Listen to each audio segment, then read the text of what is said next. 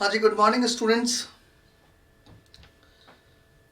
देखिए, आज के इस क्लास के अंदर हम लोग कार्बीन के अंदर last chemical property that is the insertion of carbene in sigma bond, इसे डिस्कस करेंगे। अब तक हमने कार्बीन में क्या क्या प्रॉपर्टीज डिस्कस कर ली हैं, मैं उन्हें एक बार आप लोगों को रिकॉल करवा देता हूं। एक हमने इसके अंदर केमिकल प्रॉपर्टी सबसे पहले जो डिस्कस की थी that is the rearrangement in carbene. और कार्बीन में रीअरेंजमेंट में हमने 4 प्रकार के रीअरेंजमेंट देखे। एक हमने इसके अंदर देखा वुल्फ रीअरेंजमेंट, एक हमने कार्बीन से इलाइट बना के उनमें 2,3 सिग्मा ट्रॉपिक रीअरेंजमेंट, फिर हमने Doering LaFlamme allene synthesis and Skattebol rearrangement. ये हमने रीअरेंजमेंट कवर किया कार्बीन के अंदर। कार्बीन में रीअरेंजमेंट के बाद सेकंड केमिकल प्रॉपर्टी हम लोगों ने पढ़ी insertion of carbene in pi bond. और पाई बॉन्ड में इंसर्शन के साथ हमने एल्कीन में इंसर्शन, एल्काइन में इंसर्शन, 1,3-ब्यूटाडाइनिन में इंसर्शन, उसके बाद में एलीन में इंसर्शन, बेंजीन में इंसर्शन, हेटेरोसाइक्लिक सिस्टम के अंदर इंसर्शन, और उसी में हमने कवर किया पायरॉल और इंडॉल में राइमोटीमान, नॉर्मल प्रोडक्ट एबनॉर्मल प्रोडक्ट का बनना, फिर फिनॉल की राइमोटीमान भी पड़ी, और फिर Simmons Smith carbene, asymmetric Simmons Smith carbene, Furukawa reagent and Sawada reagent, ये सब कुछ हम लोगों ने कवर किया। उसके बाद हमने कार्बीन में न्यूक्लियोफिलिक एडिशन को कवर किया, और अब मैं कार्बीन में चौथी केमिकल प्रॉपर्टी आप लोगों से डिस्कस कर रहा हूं that is the insertion of carbene in sigma bond. ठीक है, तो हम ये कहते हैं, अपनी हेडिंग बन गई fourth chemical property that is D, और इसके अंदर हम लोग ले रहे हैं insertion of carbene, insertion of carbene in ZH sigma bond. ये लीजिए, insertion of carbene in ZH sigma bond. ये लीजिए, हमारे को ये कवर करना है, राइट। देखिए, जब भी कभी हम ZH सिग्मा बॉन्ड के अंदर कार्बीन के इंसर्शन की बात करते हैं तो सबसे पहले तो हमें यह पता होना चाहिए कि ZH सिग्मा बॉन्ड होता क्या है। याद रहे, ये ZH sigma bond carbon hydrogen bond हो सकता है, नाइट्रोजन हाइड्रोजन बॉन्ड हो सकता है, ऑक्सीजन हाइड्रोजन बॉन्ड हो सकता है। इनमें से कोई सा भी ये sigma bond ZH sigma bond हो सकता है। ये सभी प्रकार के बॉन्ड्स को मैं क्या बोल रहा हूं, that is the ZH sigma bond. आखिरी बात समझ में। अगर मैं इन सिग्मा बॉन्ड्स की रिलेटिव रिएक्टिविटी को कंपेयर करूं तो रिलेटिव रिएक्टिविटी के बारे में क्या कहा जाता है, जरा आप लोग देख लें। अगर मैं इन सिग्मा बॉन्ड्स की रिलेटिव रिएक्टिविटी की बात करूं तो रिलेटिव रिएक्टिविटी के बारे में कहा जाता है कि जितना ज्यादा बॉन्ड के अंदर पॉलरिटी होगी उस बॉन्ड की रिएक्टिविटी उतनी ही ज्यादा होगी। तो रिलेटिव रिएक्टिविटी बोली जाती है ऑक्सीजन हाइड्रोजन बॉन्ड की रिएक्टिविटी सबसे ज्यादा, नाइट्रोजन हाइड्रोजन सिग्मा बॉन्ड की रिएक्टिविटी उससे कम, और कार्बन हाइड्रोजन सिग्मा बॉन्ड की रिएक्टिविटी सबसे कम। ये हम लोग यहाँ रिएक्टिविटी की बात कर सकते हैं। अब इसमें याद रखिएगा कि जब भी कभी हम यहाँ सिग्मा बॉन्ड के अंदर कार्बीन का इंसर्शन करवाते हैं तो ये इंसर्शन इंट्रामोलिकुलर भी हो सकता है और इंटरमोलिकुलर भी हो सकता है। मतलब जिस ZH सिग्मा बॉन्ड के अंदर मैं कार्बीन का इंसर्शन करवा रहा हूं वो ZH सिग्मा बॉन्ड, याद रहे, विद इन द मॉलिक्यूल भी हो सकता है और किसी दूसरे मॉलिक्यूल का पार्ट भी हो सकता है। यानी ये इंसर्शन इंट्रामोलिकुलर भी हो सकता है, इट मे बी इंट्रामोलिकुलर, और इट मे बी इंटरमोलिकुलर, ये इंटरमोलिकुलर भी हो सकता है। ले लीजिए, it may be intramolecular, it may be intermolecular, always remember, right. अगर मैं यहां पर इंट्रामोलिकुलर की बात करूं और इंटरमोलिकुलर दोनों की बात करूं तो याद रहे इनमें से जो प्रेफरेंस है that is the intramolecular. Intramolecular preferred होता है, ये हमेशा हम लोग ध्यान रखेंगे। जो प्रिफर्ड है वो इनमें कौन है, इंट्रामोलिकुलर, ओके। अब आप देखिएगा सिग्मा बॉन्ड के अंदर कार्बीन का इंसर्शन जो हमने करवाया वो sigma bond, Z sigma bond, इनमें से कुछ भी हो सकता है। अब ये सिग्मा बॉन्ड अलग अलग मॉलिक्यूल में भी हो सकता है, उसी मॉलिक्यूल में भी हो सकता है। अगर उसी मॉलिक्यूल का है तो इंट्रामॉलिक्यूलर इंसर्शन की बात कर रहे हैं, अगर दूसरे मॉलिक्यूल का है तो मैं इंटरमॉलिक्यूलर इंसर्शन की बात कर रहा हूं। और दोनों में से अगर मैं प्रेफरेंस दूंगा तो इंट्रामॉलिक्यूलर को प्रेफरेंस दी जाती है। और वैसे भी हम लोग ये जानते हैं कि all intramolecular reactions are preferred over intermolecular reaction because of thermodynamical reason. Okay, thermodynamical reason के कारण इंट्रामॉलिक्यूलर रिएक्शन हमेशा इंटरमॉलिक्यूलर रिएक्शन के ऊपर प्रिफर्ड होती है, ये हम लोगों को पता है। अब मैंने रिलेटिव रिएक्टिविटी की बात कर ली है यहाँ पे। अब इसके अंदर जो आप लोगों को ध्यान में रखने की जरूरत है जिस बात की, उसको आप लोग समझो।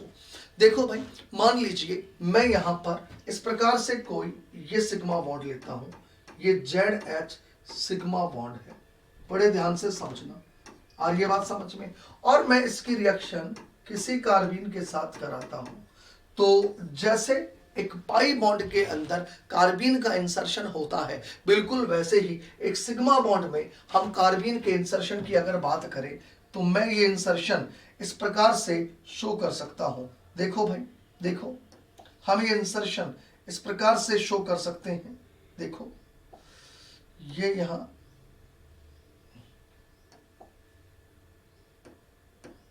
जेड सिग्मा बॉन्ड के अंदर देखिएगा, इधर ये कार्बीन का मैंने इंसर्शन बताया कि इस सिग्मा बॉन्ड में इस कार्बीन का इंसर्शन हो रहा है। क्लियर? जैसे ही सिग्मा बॉन्ड में इस कार्बीन का इंसर्शन हुआ, हम लोग इसको इस प्रकार से रिप्रेजेंट करेंगे, यानी सिग्मा बॉन्ड के बीच में इस कार्बीन का इंसर्शन हो गया है। इस प्रकार से इस इंसर्शन की बात की जाती है। राइट? चलिए देखिएगा, इसको जरा ऐसे देखो,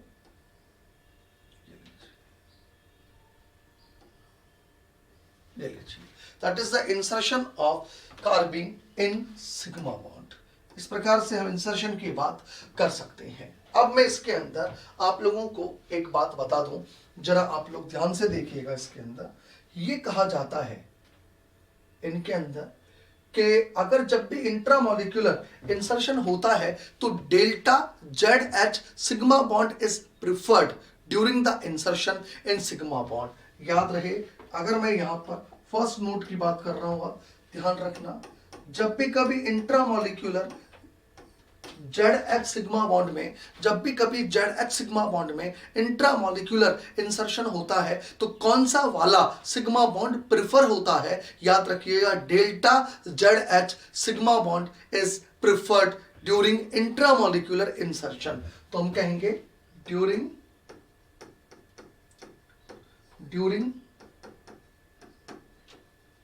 intramolecular insertion of carbene, during intramolecular insertion of carbene delta ZH sigma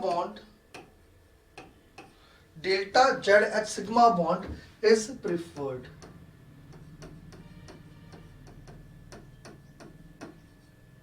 Delta ZH sigma bond is preferred, always remember, and 5-membered ring and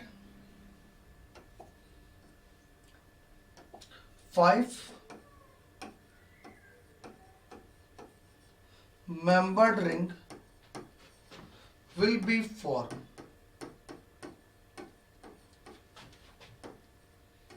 और 5-membered रिंग हम लोगों को ऑब्टेन होती है।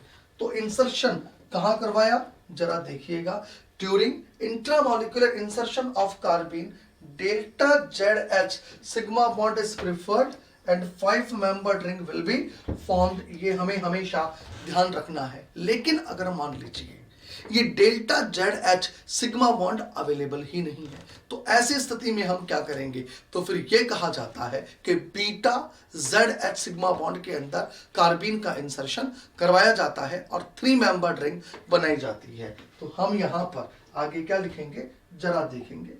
देखो भाई, इफ नोट 2 समझना, if delta ZH sigma bond is absent, delta ZH sigma bond is absent, then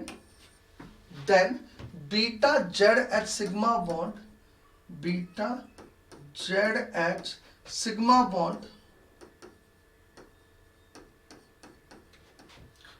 bond is preferred। फिर हम लोग beta Z H sigma bond को यूज में लेंगे and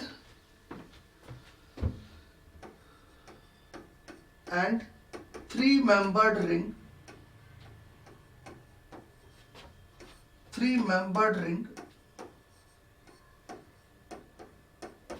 will be form. 3 membered ring will B form, ठीक है। और हमारे को 3 मेंबर्ड रिंग ऑब्टेन होती है। ओके, ये बातें हम लोगों को याद रखनी है। अब इसके अंदर जब हम इस प्रकार के इंसर्शन की बात करेंगे ना, तो कई छोटी छोटी सी बातें और इसमें ध्यान रखनी पड़ेंगी। जरा मैं उसकी एक बार एक चर्चा करता हूं और फिर हम लोग इसके ऊपर क्वेश्चन प्रैक्टिस करते हैं। देखो भाई, मैं जब चर्चा कर रहा हूं, अब छोटी छोटी सी बातों की चर्चा कर रहा हूं। देखो मैंने क्या बोला, मैंने कहा ये जो जेड एच सिग्मा बॉन्ड है, ध्यान रखना, ये जेड एच सिग्मा बॉन्ड हमने लिया है, राइट। ये जेड एच सिग्मा बॉन्ड के अंदर जब मैं कार्बीन का इंसर्शन करवाऊंगा, इसके अंदर सबसे पहले रिलेटिव रिएक्टिविटी की मैं बात अगर करूं, देखो तो रिलेटिव रिएक्टिविटी क्या कही जाती है, ये अभी मैंने आप लोगों को बताई। रिलेटिव रिएक्टिविटी को अगर मैं देखूं यहां, तो रिलेटिव रिएक्टिविटी यहाँ क्या बोली जाती है, oxygen hydrogen bond nitrogen hydrogen bond से ज्यादा रिएक्टिव है, और नाइट्रोजन हाइड्रोजन बॉन्ड ये लीजिए कार्बन हाइड्रोजन बॉन्ड से ज्यादा रिएक्टिव है। ये रिलेटिव रिएक्टिविटी की बात करें। ये जो जेड एच सिग्मा बॉन्ड के अंदर इंसर्शन हो रहा है, ये 2 प्रकार का होता है। एक इंटरमॉलिक्यूलर, ये लीजिए यानी किसी दूसरे मॉलिक्यूल का जेड एच सिग्मा बॉन्ड, और एक इंट्रामॉलिक्यूलर। ये मैंने कहा 2 प्रकार का हो सकता है।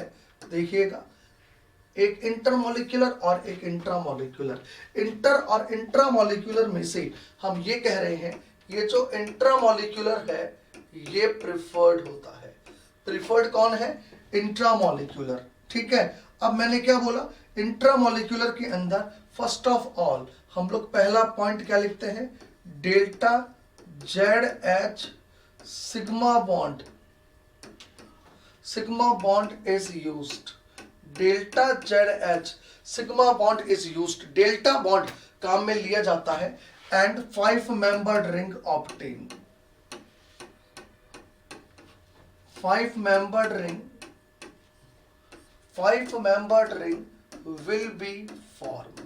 हमारे को 5 मेंबर्ड रिंग ऑब्टेन होती है।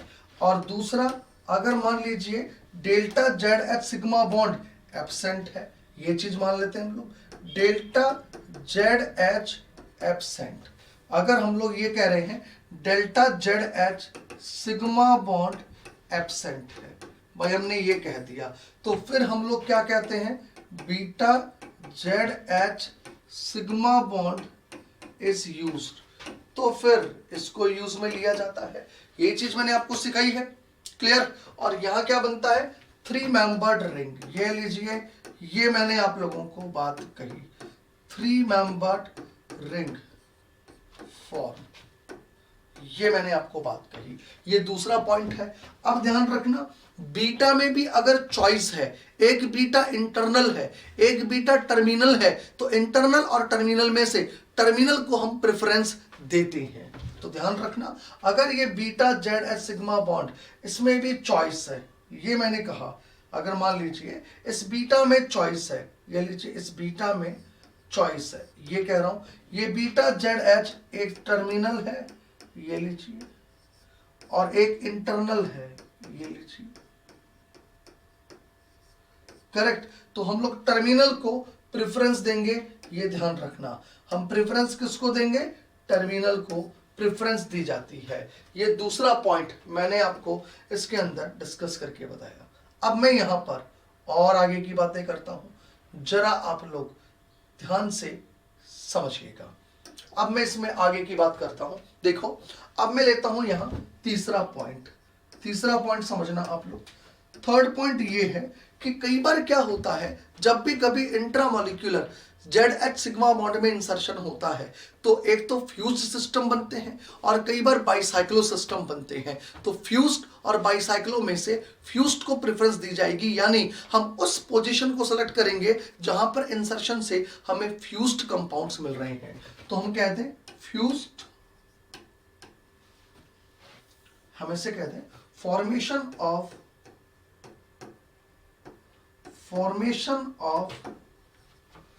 fused compound या formation of fused ring is preferred, formation of fused ring is preferred over bicyclo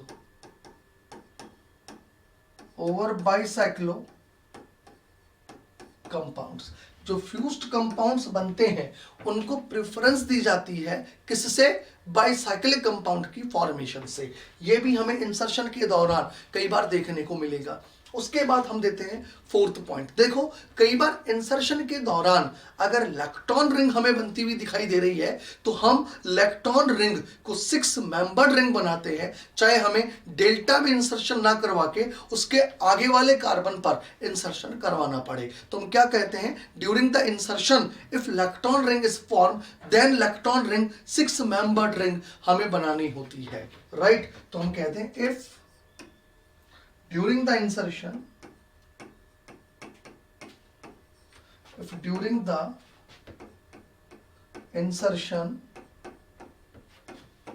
in ZH sigma bond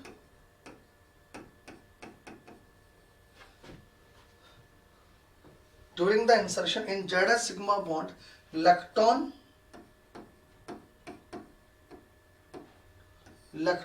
are formed,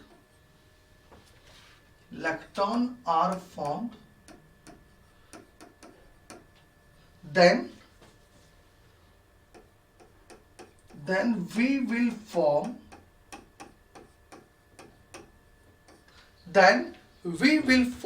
6 membered ring. Then we will form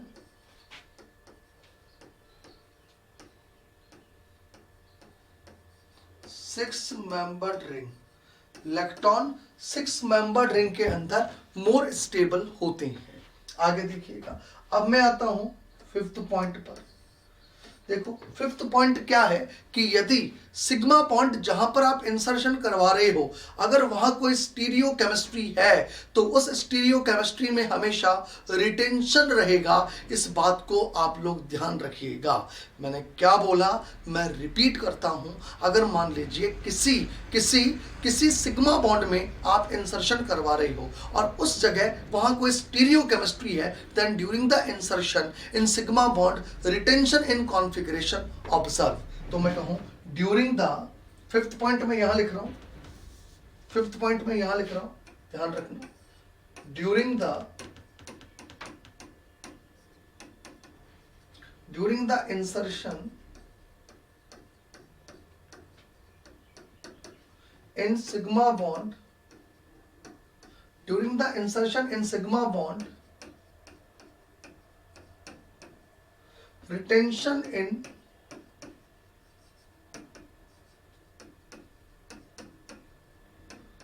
configuration is observed। देखिए इसका क्या मतलब है, इसको मैं जरा इस एग्जांपल से समझाता हूं। सपोज ये कोई ZH सिग्मा बॉन्ड है और मैं कह रहा हूं ये कोई कार्बीन है और मैं ये कह रहा हूं इस Z में ये लीजिए वेज पर कोई मिथाइल है, डैश पर ये कोई इथाइल है, राइट, ये यहां पर इस प्लेन में ये लीजिए, ये डैश पे कोई इथाइल है और यहां प्लेन में कोई पीएच है। तो जब भी कभी मैं यहां सिग्मा बॉन्ड के अंदर इंसर्शन करवाऊंगा इस कार्बिन का, देखो इधर इस सिग्मा बॉन्ड के अंदर ये जो सिग्मा बॉन्ड है, अगर मैं इस सिग्मा बॉन्ड के अंदर कार्बिन का इंसर्शन करवाऊंगा तो याद रहे इस इंसर्शन के दौरान इस जेड पे जो 3D है, इस जेड की जो स्टीरियो है, that should be maintain in the product. ये स्टीरियो प्रोडक्ट के अंदर मेंटेन रहती है। इसको जरा आप लोग चेंज मत कर देना, इस बात का जरा ख्याल ही रखना। ये लीजिए, ये कहना चाह रहा हूं, ये मैंने इंसर्शन करा दिया। इंसर्शन के दौरान ये जो इसकी 3D है, ये लीजिए, ये पीएच लगा है या ये जो डैश पे ग्रुप लगा है या जो ये वेज पर ग्रुप लगा है, ये मिथाइल, ये इथाइल, ये जो 3D है it should be maintain in the product. ये 3D हमारे को मेंटेन रखनी होती है। That is the properties of sigma bond insertion. जो सिग्मा बॉन्ड के अंदर हम इंसर्शन करवा रहे हैं कार्बिन का, ये मैंने उसके कैरेक्टरिस्टिक्स आप लोगों से डिस्कस किए। अब मैं इन कैरेक्टरिस्टिक्स पर बेस्ड कुछ क्वेश्चंस आप लोगों से डिस्कस करता हूं वन बाय वन आप इन क्वेश्चंस को समझिए। देखो, अब मैं लेता हूं सबसे पहले फर्स्ट क्वेश्चन। देखिए, फर्स्ट क्वेश्चन के अंदर हमारे को एक कंपाउंड दिया गया है जिसमें हमें एक्टिव मिथाइलिन दिखाई दे रही है और एक्टिव मिथाइलिन रखने वाले कंपाउंड की रिएक्शन टॉसाइल अजाइड के साथ करवाई जा रही है और टॉसाइल अजाइड के साथ रिएक्शन करवाई जा रही है in the presence of the triethyl amine. तो याद करो, हमने प्रिपरेशन ऑफ कार्बिन पढ़े हैं और प्रिपरेशन ऑफ कार्बिन में पहले 3 सिंपल हेलो फॉर्म मिथाइलिन, ठीक है, और ट्राइक्लोरोएसिटिक एसिड के थे। चौथा और पांचवा प्रिपरेशन था किटीन से और एसिटिक एसिड से, ठीक है। 6 नंबर और 7 नंबर जो प्रिपरेशन था वो था फ्रॉम डाइएजोमीथेन एंड फ्रॉम डाइएजोएल्केन, ठीक है। 8th नंबर था फ्रॉम एसिड हैलाइड और 9th number method of preparation था फ्रॉम एक्टिव मिथाइलिन कंपाउंड। और जब एक्टिव मिथाइलिन रखने वाले कंपाउंड की रिएक्शन टॉसाइल अजाइड से इन the presence of the base यानी ट्राईइथाइल अमीन करवाई जाती है तो एक्टिव मिथाइलिन पर हम डाइएजो कंपाउंड बनाते हैं और डाइएजो को N2 को बाहर निकाल के वहां कार्बिन जनरेट करते हैं। ये सब कुछ हम लोगों ने पढ़ा है। तो ये एक तरह से देखा जाए तो this one is the 9th method of preparation of carbene. तो मैं यहाँ वो स्टेप्स एक बार लिखता हूँ। हमें मैकेनिज्म की कहीं कोई जरूरत नहीं है भैया। मैंने कहा टॉसाइल अजाइड और इथाइल अमीन, ये लीजिए, ठीक है। ये जब रिएक्शन करेंगे तो टॉसाइल अजाइड और ट्राईइथाइल अमीन जब रिएक्शन करेंगे तो हमारे को ये प्रोडक्ट ऑब्टेन होगा। ये लीजिए, this one is called diazo compound. Clear? ये लीजिए, that is the diazo insertion reaction. जब ये डाइएजो कंपाउंड हम लोगों ने बनाया, इसको आगे हीट करने पर यहां से ये N2 बाहर निकल जाएगी। जैसे ही ये N2 बाहर निकलेगी हमारे को क्या मिल जाएगा, यहां पर ये कार्बिन मिलेगी। ये लीजिए, करेक्ट, ये हमारे को यहां कार्बिन मिल चुकी है। अब यहां क्या होगा ये जरा आगे की बात है, देखेंगे आप लोग। देखो, यहां हमें पता है कि कार्बिन की हमने क्या क्या केमिकल प्रॉपर्टी पढ़ी, उसमें वुल्फ रीअरेंजमेंट, राइट, उसमें 2,3 sigma tropic rearrangement, Doering LaFlamme synthesis, Skattebol rearrangement, pi bond में इंसर्शन, उसमें न्यूक्लियोफिलिक एडिशन एंड अब हम पढ़ रहे हैं इंसर्शन इन सिग्मा बॉन्ड। तो अब मैं यहां देखूंगा कि सिग्मा बॉन्ड में इंसर्शन अगर यहां मैं करवाता हूं तो क्या वो पॉसिबल है क्या। तो मैं यहां मार्किंग करता हूं अल्फा, बीटा और ये गामा और डेल्टा। ये हमें डेल्टा कार्बन हाइड्रोजन बॉन्ड नजर आ रहा है। और मैंने आपको क्या बताया है कि जब भी कभी हम कार्बिन का इंसर्शन कराते हैं तो इंटर और इंट्रा में से इंट्रा मॉलिक्यूलर को प्रेफरेंस देते हैं और क्या चेक करते हैं, delta ZH sigma bond use में लिया जाता है। अब डेल्टा ZH सिग्मा बॉन्ड यहां पर अवेलेबल है और इस डेल्टा ZH सिग्मा बॉन्ड में जैसे ही कार्बिन इंसर्ट होगी हमें 5 मेंबर रिंग ऑब्टेन होगी। अब वो डेल्टा ZH सिग्मा बॉन्ड के अंदर मैं इंसर्शन बना के बताता हूं आपको, जरा आप लोग देखेंगे। ये लीजिए, ये लीजिए, ठीक है, देखिए delta Z H sigma bond के अंदर जब मैं यहाँ इंसर्शन बताऊंगा, ये लीजिए, ये इंसर्शन इस प्रकार से ये बताया जाएगा, राइट। और इस इंसर्शन के बाद मैं बनने वाले प्रोडक्ट को इस प्रकार से लिखूंगा, जरा देखेंगे। ये 5 मेंबर्ड रिंग हमारे को मिल गई, जहां पीएच लगा हुआ है, डबल बॉन्ड O, और यहाँ ये COO-80। इस प्रकार से कार्बिन का delta Z H sigma bond में इंसर्शन के बाद हमें 5 मेंबर्ड रिंग ऑब्टेन होती है। क्लियर? चलिए अब मैं नेक्स्ट एग्जांपल में आता हूं, जरा देखेंगे आप लोग। देखिए सेकंड एग्जांपल मैं अब आपसे डिस्कस करता हूं। देखो आप लोग, देखो सेकंड एग्जांपल के अंदर यहां पर हमारे को वही एक्टिव मिथाइलिन रखने वाला कंपाउंड दिया गया है। भाई ये क्या है? That is the active methylene. ये लीजिए, ये क्या है? Active methylene.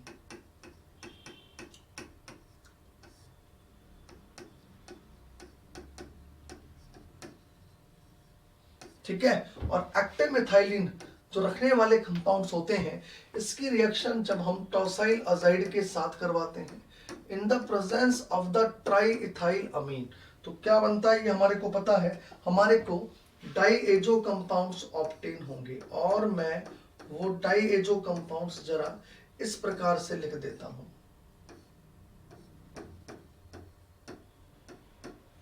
ये लीजिए, ये मैंने डाईएजो कंपाउंड, सॉरी, यहां पर इस तरीके से लिख दिया है। यानी सबसे पहले हमारे को ये डाईएजो कंपाउंड ऑब्टेन होंगे। अब इस डाईएजो कंपाउंड को जब हम आगे ईट करते हैं तो यहां से N2 बाहर निकलेगा।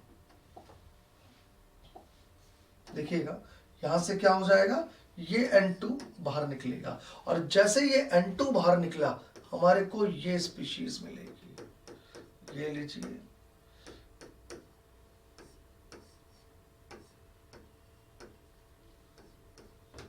करेक्ट, ये कार्बिन हम लोगों को ऑब्टेन होगी। अब इस कार्बिन का हमें पता है delta Z H sigma bond के अंदर इंसर्शन होगा and 5 membered ring will be obtain. तो देखो आप लोग, 5 मेंबर्ड रिंग किस प्रकार से ऑब्टेन होगी, जरा आप लोग देखेंगे। यहां कार्बिन के रेस्पेक्ट में ये अल्फा कार्बन है, ये बीटा कार्बन है, ये गामा कार्बन है, और इसके रेस्पेक्ट में देखिए डेल्टा कार्बन ये भी है और डेल्टा एटम ये भी है। ये दोनों ही डेल्टा एटम अवेलेबल है, राइट। अगर मैं ये डेल्टा लूंगा तो कार्बन हाइड्रोजन बॉन्ड का डेल्टा है, और ये वाला डेल्टा लूंगा तो नाइट्रोजन हाइड्रोजन बॉन्ड का डेल्टा है। ये डेल्टा किसका है? ये डेल्टा नाइट्रोजन हाइड्रोजन बॉन्ड का डेल्टा है। जरा देखेंगे आप लोग। अब मैंने आप लोगों को एक बात बताई थी, preference delta Z H sigma bond को देना है। ये भी delta Z H sigma bond है, ये भी delta Z H sigma bond है। अगर मैं स्टेरिकली अप्रोचेबल की बात करूं तो स्टेरिकली अप्रोचेबल ये भी है और ये भी है, दोनों है। बिकॉज अगर मैं इसको पलट के उधर लिख दूं, पलट के, तो डेल्टा जेड एच इधर वाला काम में आ जाएगा। Is it clear? तो अब मैं जो कह रहा हूं समझना, अगर delta Z H sigma bond की रिलेटिव रिएक्टिविटी को मैं बात करता हूं तो मैंने आपको क्या सिखाया है? डेल्टा जेड एच दोनों तरफ अवेलेबल है। अगर मैं इनमें रिलेटिव रिएक्टिविटी की बात करता हूं, रिलेटिव रिएक्टिविटी, यदि मैं इसकी बात करता हूं तो रिलेटिव रिएक्टिविटी क्या रहेगी? ऑक्सीजन हाइड्रोजन की रिएक्टिविटी नाइट्रोजन हाइड्रोजन से ज्यादा है और नाइट्रोजन हाइड्रोजन की कार्बन हाइड्रोजन बॉन्ड से ज्यादा है। यही तो है रिलेटिव रिएक्टिविटी। और ये रिलेटिव रिएक्टिविटी अगर मैं देखूं तो इसको यूज में लेने पर मैं ये कहूंगा, इसको हम प्रेफरेंस देंगे, यानी ये delta Z H sigma bond preferred होगा बिकॉज इसकी रिएक्टिविटी ज्यादा है as compare to carbon hydrogen bond से। तो मैं क्या कहूंगा, ये वाला delta Z H sigma bond जो है, this one is the preferred. ये delta Z H sigma bond preferred है, ये हम लोगों को ध्यान रखना है। यदि ये प्रिफर्ड है तो मैं ये कहूंगा इंसर्शन जो होगा वो इस delta Z H sigma bond के अंदर होगा, और जैसे इसके अंदर इंसर्शन होगा कार्बिन का, हमारे को ये 5 मेंबर्ड रिंग ऑब्टेन हो जाएगी। ये लीजिए, करेक्ट। ये डबल बॉन्ड O हो गया यहाँ पे, और ये COOH बाहर है, और हमें फाइनली ये 5 मेंबर रिंग ऑब्टेन होगी। क्लियर?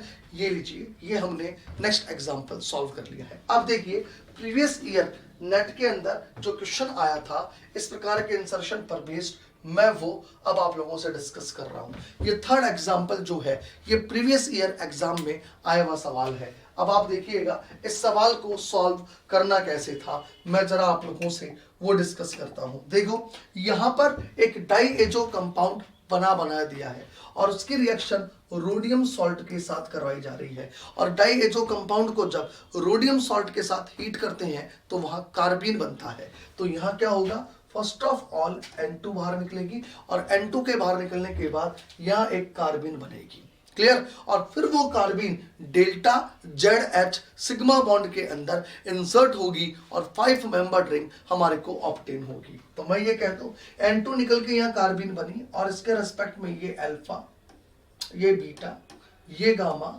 और ये डेल्टा ZH सिग्मा बॉन्ड है।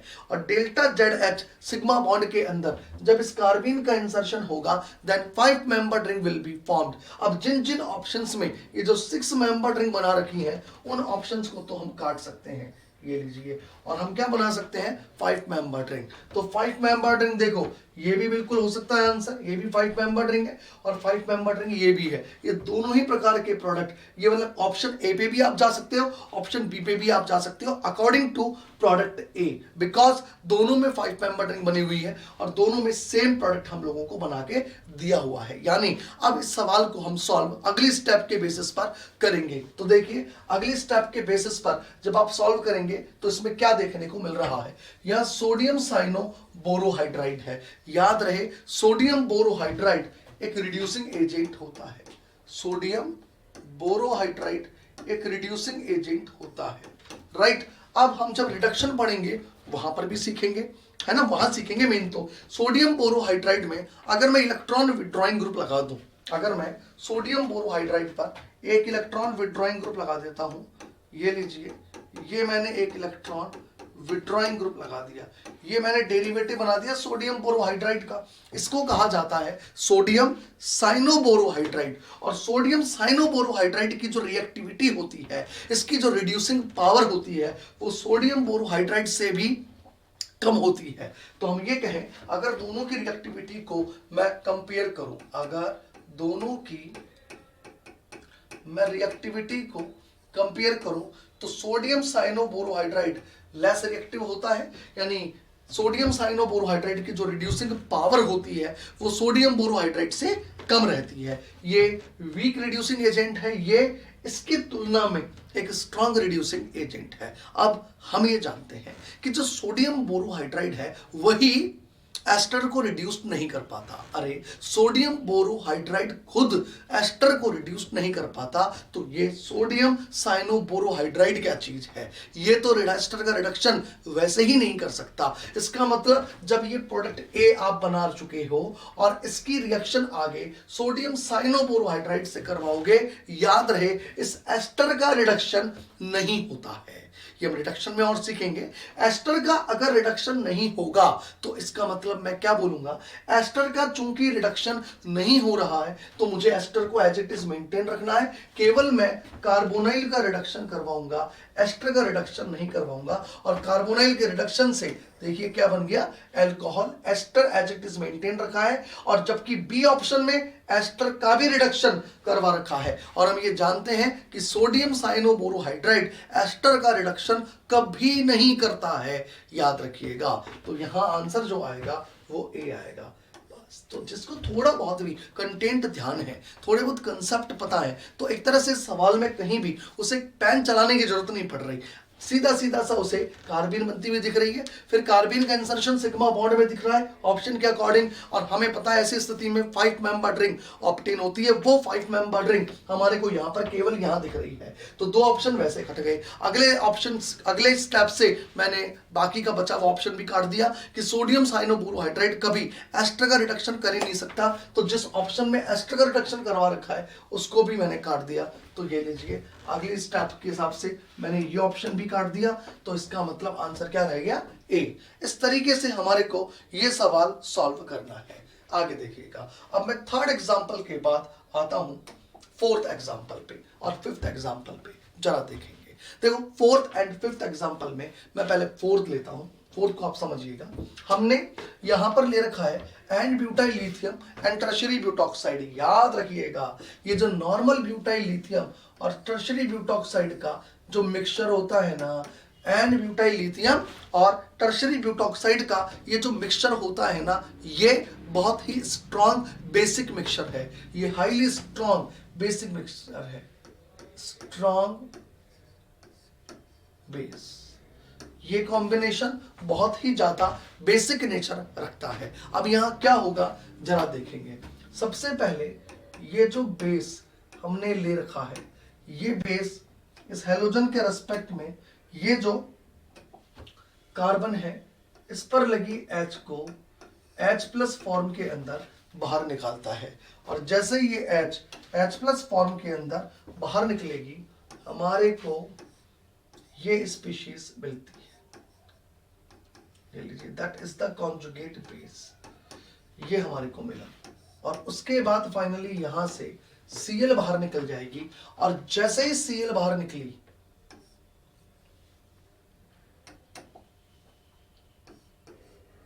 हमारे को यहां ये कार्बिन ऑब्टेन होती है।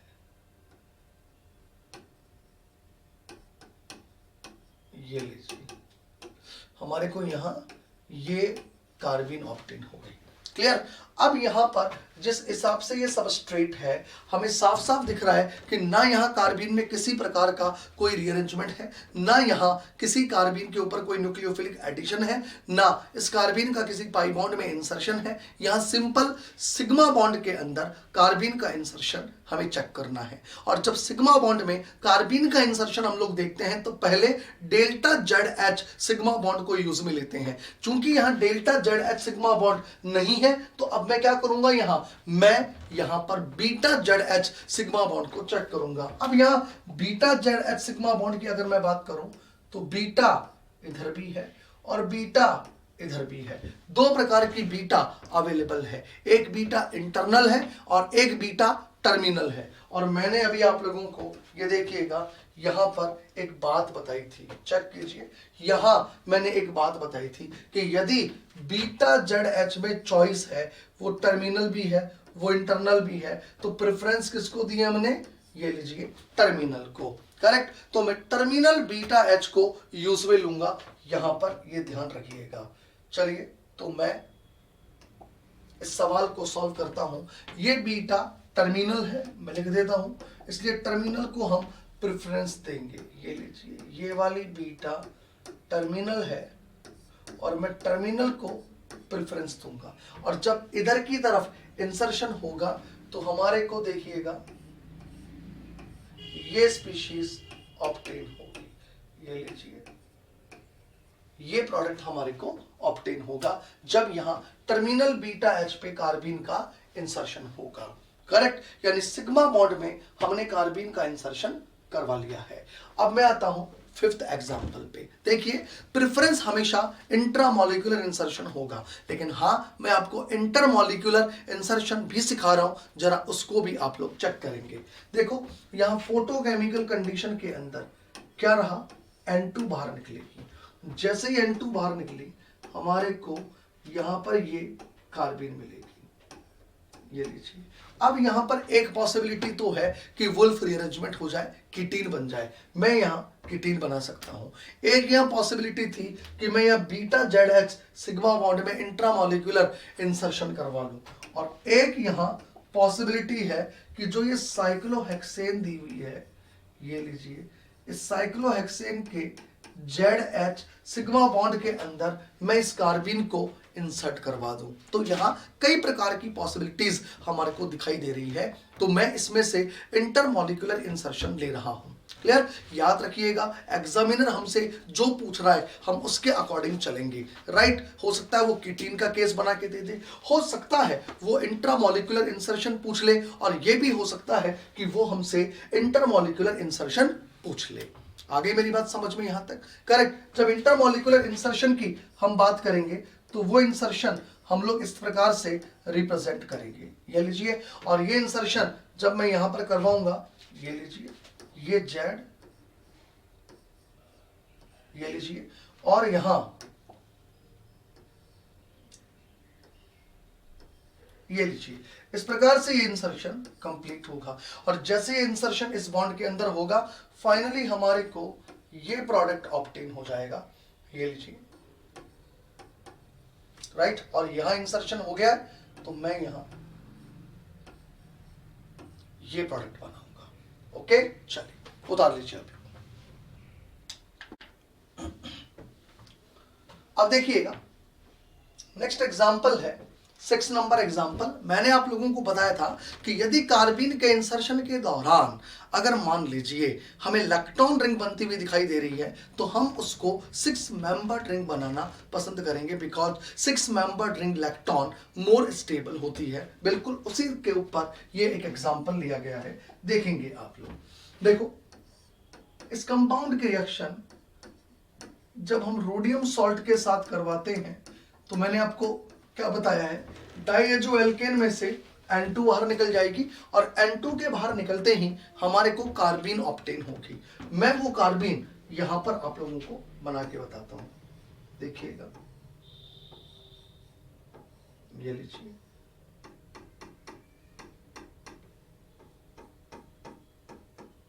ये लीजिए,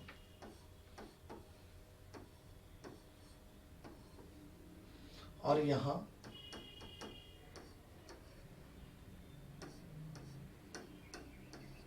और ये कार्बिन हमारे को मिल गई। क्लियर? अब यहां पर अगर मैं ये देखूं कि इस कार्बिन का इंसर्शन कहां होगा, तो देखो इस कार्बिन का इंसर्शन हम कहां करवाएंगे, ये अल्फा, ये बीटा, ये गामा और ये डेल्टा। अगर देखा जाए तो इस डेल्टा ZH सिग्मा बॉन्ड में इंसर्शन होना चाहिए था। होना कहां चाहिए था? डेल्टा ZH सिग्मा बॉन्ड में, and 5 member ring will B form. लेकिन एक्चुअली डेल्टा में इंसर्शन ना होके इसके जस्ट अगला वाला जो कार्बन है, एक्चुअली इस वाले सिग्मा बॉन्ड के अंदर इंसर्शन होता है। इस सिग्मा बॉन्ड में इंसर्शन होता है कार्बिन का।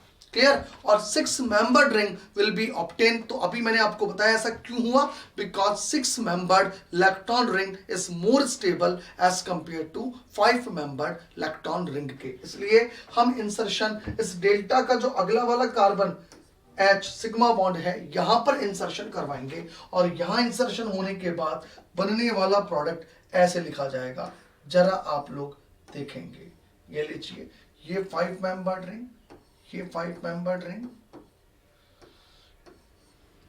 ये लीजिए, ये लीजिए, और यहां हम ये कह दें, ये CH2 oxygen, C double bond O, ये लीजिए, ओके। और यहां हमारे को ये एक कार्बन, 2 3 4, ये 5, और ये इसके साथ बॉन्ड बन गया है। यहां ये बॉन्ड मैं यहां इस तरीके से शो कर सकता हूं, जरा देखेंगे आप लोग, ये लीजिए,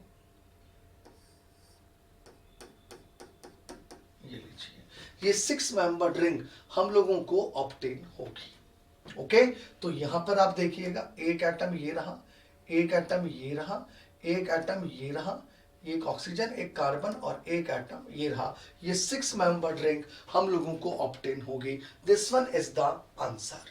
ठीक है, ये बात हुई आपके 6 एग्जाम्पल की। अब मैं आता हूं 7th एग्जाम्पल पे। देखो नेक्स्ट, अभी मैंने आप लोगों को एक बात और बताई थी, ठीक है। इस सवाल में एक छोटा सा करेक्शन है, यहां पे 2 मिथाइल और है,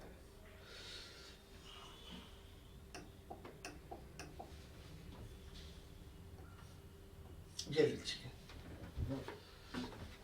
ठीक है। अब देखिएगा, यहां पर आपको मैं यहां पर देखो एक बात समझाता हूं। यहां अगर मैं सबसे पहले रोडियम सॉल्ट की प्रेजेंस में कार्बिन बनाता हूं, ठीक है, पहले तो एक बार बनाते हैं, फिर मैं रिकॉल करवाता हूं आपको वो पॉइंट जो मैंने अभी आप लोगों को बताए थे। ये रोडियम सॉल्ट की प्रेजेंस में यहां से N2 बाहर निकलेगी, ये लीजिए, और जैसे ये N2 बाहर निकलेगी हमें एक कार्बीन ऑब्टेन होगा यहाँ, ये लीजिए, ये मैंने यहाँ कार्बीन मिली,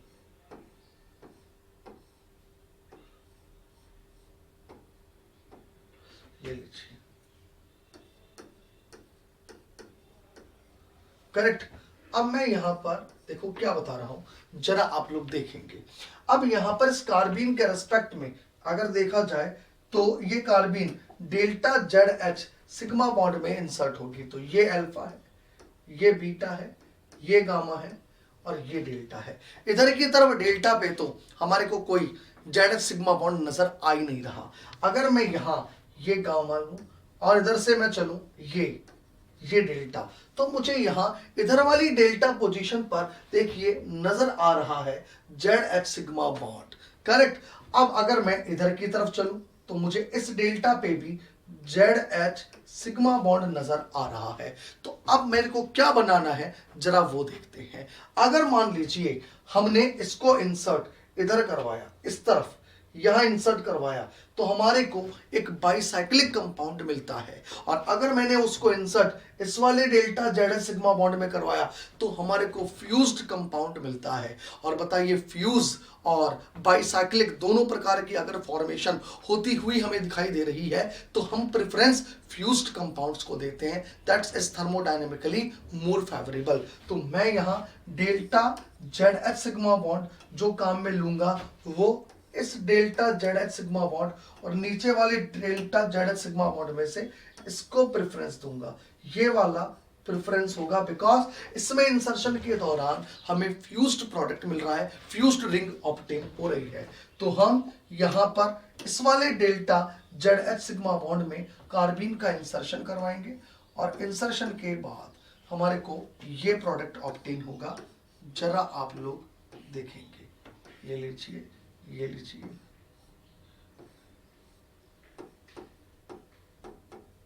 ये प्रोडक्ट हमारे को ऑब्टेन होगा आफ्टर द इंसर्शन। ये फ्यूज्ड प्रोडक्ट होता है।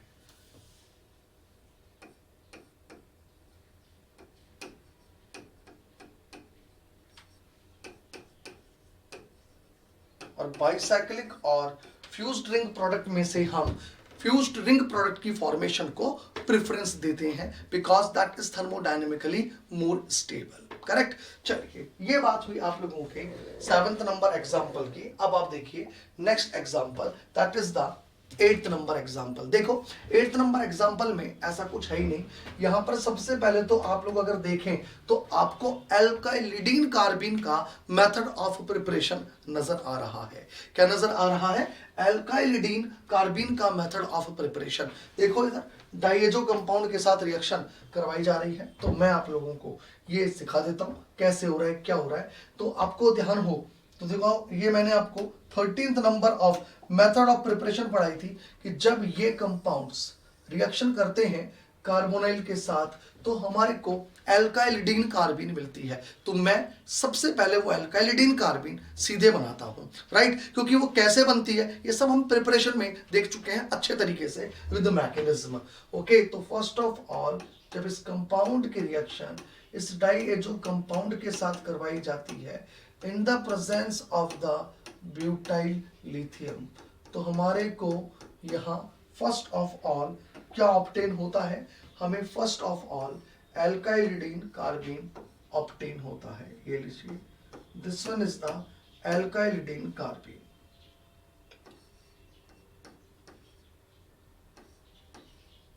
ये लीजिए, राइट, ये एल्काइलिडीन कार्बीन हम लोगों को मिली। अब ये एल्काइलिडीन कार्बीन या तो किसी पाई बॉन्ड में इंसर्ट हो जाए और या फिर किसी सिग्मा बॉन्ड में इंसर्ट हो जाए। अगर सिग्मा बॉन्ड में इंसर्ट हो रही है तो क्या सिखाया मैंने कि हम सिग्मा बॉन्ड में इंसर्शन के दौरान delta Z H sigma bond को प्रेफरेंस देंगे। अब देखिएगा यहाँ इसके रेस्पेक्ट में delta Z H sigma bond कहाँ है?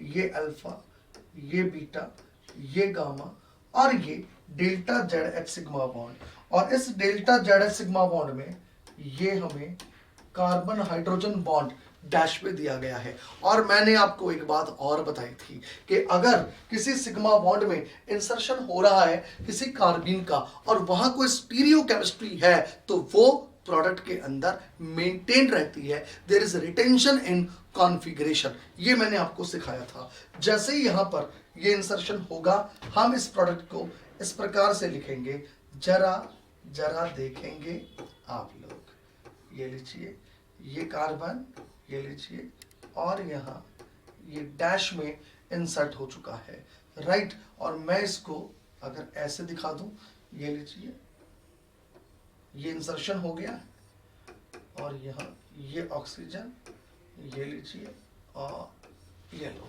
ये प्रोडक्ट हम लोगों को मिलेगा। That is the spiro product will be obtain after the insertion in delta Z H sigma bond. हमारे को फाइनली ये प्रोडक्ट ऑब्टेन होगा, ये हमें ध्यान रखना है। तो ये अल्काइलिडीन कार्बीन कैसे बनी ये मैंने आप लोगों को सिखाया है अच्छे तरीके से। ओके, चलिए 8th एग्जाम्पल के बाद अब मैं बात करता हूं यहाँ next example, that is the 9th number example. देखो इसके अंदर भी अगर आप देखें तो जो ये पहला स्टेप है, फर्स्ट स्टेप KHMDS लिया हुआ है और मैंने आप लोगों को बता रखा है कि इस प्रकार की जो हैलोजन डेरिवेटिव्स होते हैं जब इनकी रिएक्शन बहुत ही strong base that is NaHMDS या KHMDS से करवाई जाती है तो हमें अल्काइलिडीन कार्बीन ऑब्टेन होती है। पहले यहां से ये H निकलेगा, फिर यहां से ये क्लोरीन निकलेगी और KHMDS के साथ रिएक्शन होने से हमारे को यहाँ अल्काइलिडीन कार्बीन ऑब्टेन होगी। तो वो अल्काइलिडीन कार्बीन मैं यहाँ सबसे पहले बनाता हूं आपके लिए। देखो अल्काइलिडीन कार्बीन हम यहाँ बनाते हैं, ये लीजिए OBN और यहाँ दिस इज द अल्काइलिडीन कार्बीन। अब अल्काइलिडीन कार्बीन का वही सिग्मा बॉन्ड में इंसर्शन मैं बात कर रहा हूं उसकी। जब सिग्मा बॉन्ड के अंदर इंसर्शन होगा तो देखो इधर ये अल्फा, ये बीटा, ये गामा और ये डेल्टा। इस delta Z H sigma bond, यहाँ एक कार्बन हाइड्रोजन बॉन्ड है, इस बॉन्ड में इंसर्शन होगा और हमें फाइनल प्रोडक्ट ऑब्टेन होगा। तो देखो कितने मेंबर रिंग मिली, 1 2 3 4 5 मेंबर रिंग हम लोगों को मिलेगी। और वो 5 मेंबर रिंग मैं कुछ इस प्रकार से बनाऊंगा, जरा देखेंगे आप लोग, देखिएगा इधर, ये लीजिए, ये यहां हो गया, ये लीजिए, और यहां ये 5 मेंबर रिंग। और इस 5 मेंबर रिंग में यहां पर डबल बॉन्ड है और इस डबल बॉन्ड के साथ साथ यहां पर एक मिथाइल ग्रुप लगा हुआ है। ये कार्बीन यहां पर इंसर्ट हो रही है, राइट। तो इस प्रकार का प्रोडक्ट हम लोगों को यहां पर ऑब्टेन होगा। ये लीजिए, इस 5 मेंबर रिंग को जरा और मैं अच्छे तरीके से दिखा देता हूं। ओके, ये प्रोडक्ट हम लोगों को ऑब्टेन होगा। ये बात हुई आपके insertion of carbon in delta Z H sigma bond. अगर नहीं है तो beta Z H sigma bond. एक से ज्यादा प्रकार के जेड एच अवेलेबल होते हैं एट द गिवन पोजीशन, तो टर्मिनल इंटरनल में से हम टर्मिनल को प्रेफरेंस दे रहे हैं बीटा के केस में, और एक से ज्यादा डेल्टा अवेलेबल है तो पोलरिटी को चेक कर रहे हैं। ऑक्सीजन हाइड्रोजन बॉन्ड की रिएक्टिविटी नाइट्रोजन हाइड्रोजन से ज्यादा और नाइट्रोजन हाइड्रोजन की कार्बन हाइड्रोजन से ज्यादा। अगर चॉइस है फ्यूज्ड और बाइसाइक्लिक कंपाउंड में बनाने की तो हम फ्यूज को प्रेफरेंस दे रहे हैं। इन बातों को ध्यान में रखते हुए हमने इन सवालों को सॉल्व किया है। चलिए उतारेंगे आप लोग इसको।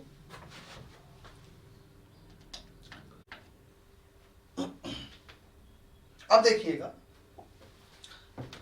देखो कार्बन की चारों केमिकल प्रॉपर्टीज हमारे बीच में डिस्कस हो चुकी है। Rearrangement, insertion in pi bond, nucleophilic addition carbon के ऊपर, और कार्बन का सिग्मा बॉन्ड में इंसर्शन। करेक्ट, ये सब कुछ हम लोग कर चुके हैं। अब मैं कार्बन पर बेस्ड एक रिएक्शन होती है that is the Bamford Stevens reaction, ये आपसे डिस्कस करता हूं, जरा ध्यान से समझिएगा। तो हेडिंग डालेंगे आप लोग,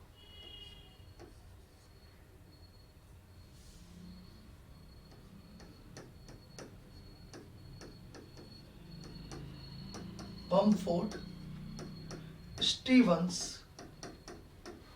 रिएक्शन।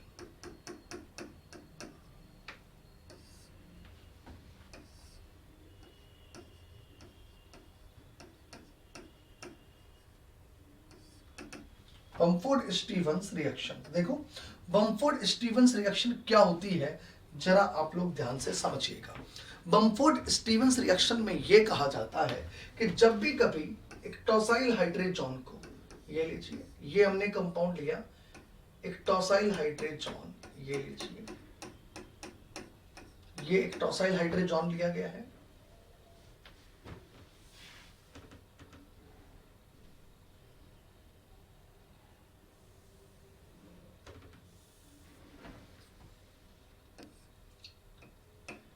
क्लियर। ये टॉसाइल हाइड्रोजन का रिएक्शन जब भी कभी वीक बेस के साथ करवाया जाता है, ये लीजिए, टॉसाइल हाइड्रोजन का रिएक्शन जब भी कभी वीक बेस के साथ करवाया जाता है। अब वीक बेस यहां क्या लिए जाते हैं, वीक बेस या तो लिए जाते हैं KOH, या लिया जाता है NaOH, या लिया जाता है KOR, या लिया जाता है NaOR, या लिया जाता है Na2CO3, या लिया जाता है K2CO3, या लिया जाता है सोडियम हाइड्राइड, या लिया जाता है पोटेशियम हाइड्राइड एटसेट्रा, या लिया जाता है सोडियम के साथ इथाइलिन ग्लाइकॉल, ये लीजिए। तो इनमें से कोई सा भी बेस हम लोगों को लिखा हुआ मिल जाएगा। अब आप सोच रहे होंगे वही वाली बात कि इसको वीक बेस क्यों कहा गया। देखो एक कंपैरिजन चल रहा है, वीक बेस एक कंपैरिजन के साथ कहा गया है कि इसको कंपेयर किया गया है ब्यूटाइल लिथियम के साथ, LDA के साथ, उनकी तुलना में ये वीक बेस होते हैं, इसलिए हमने यहां इनको वीक बेस कहा है, राइट। जब इनकी रिएक्शन टॉसाइल हाइड्रोजन्स के साथ करवाई जाती है तो सबसे पहले ये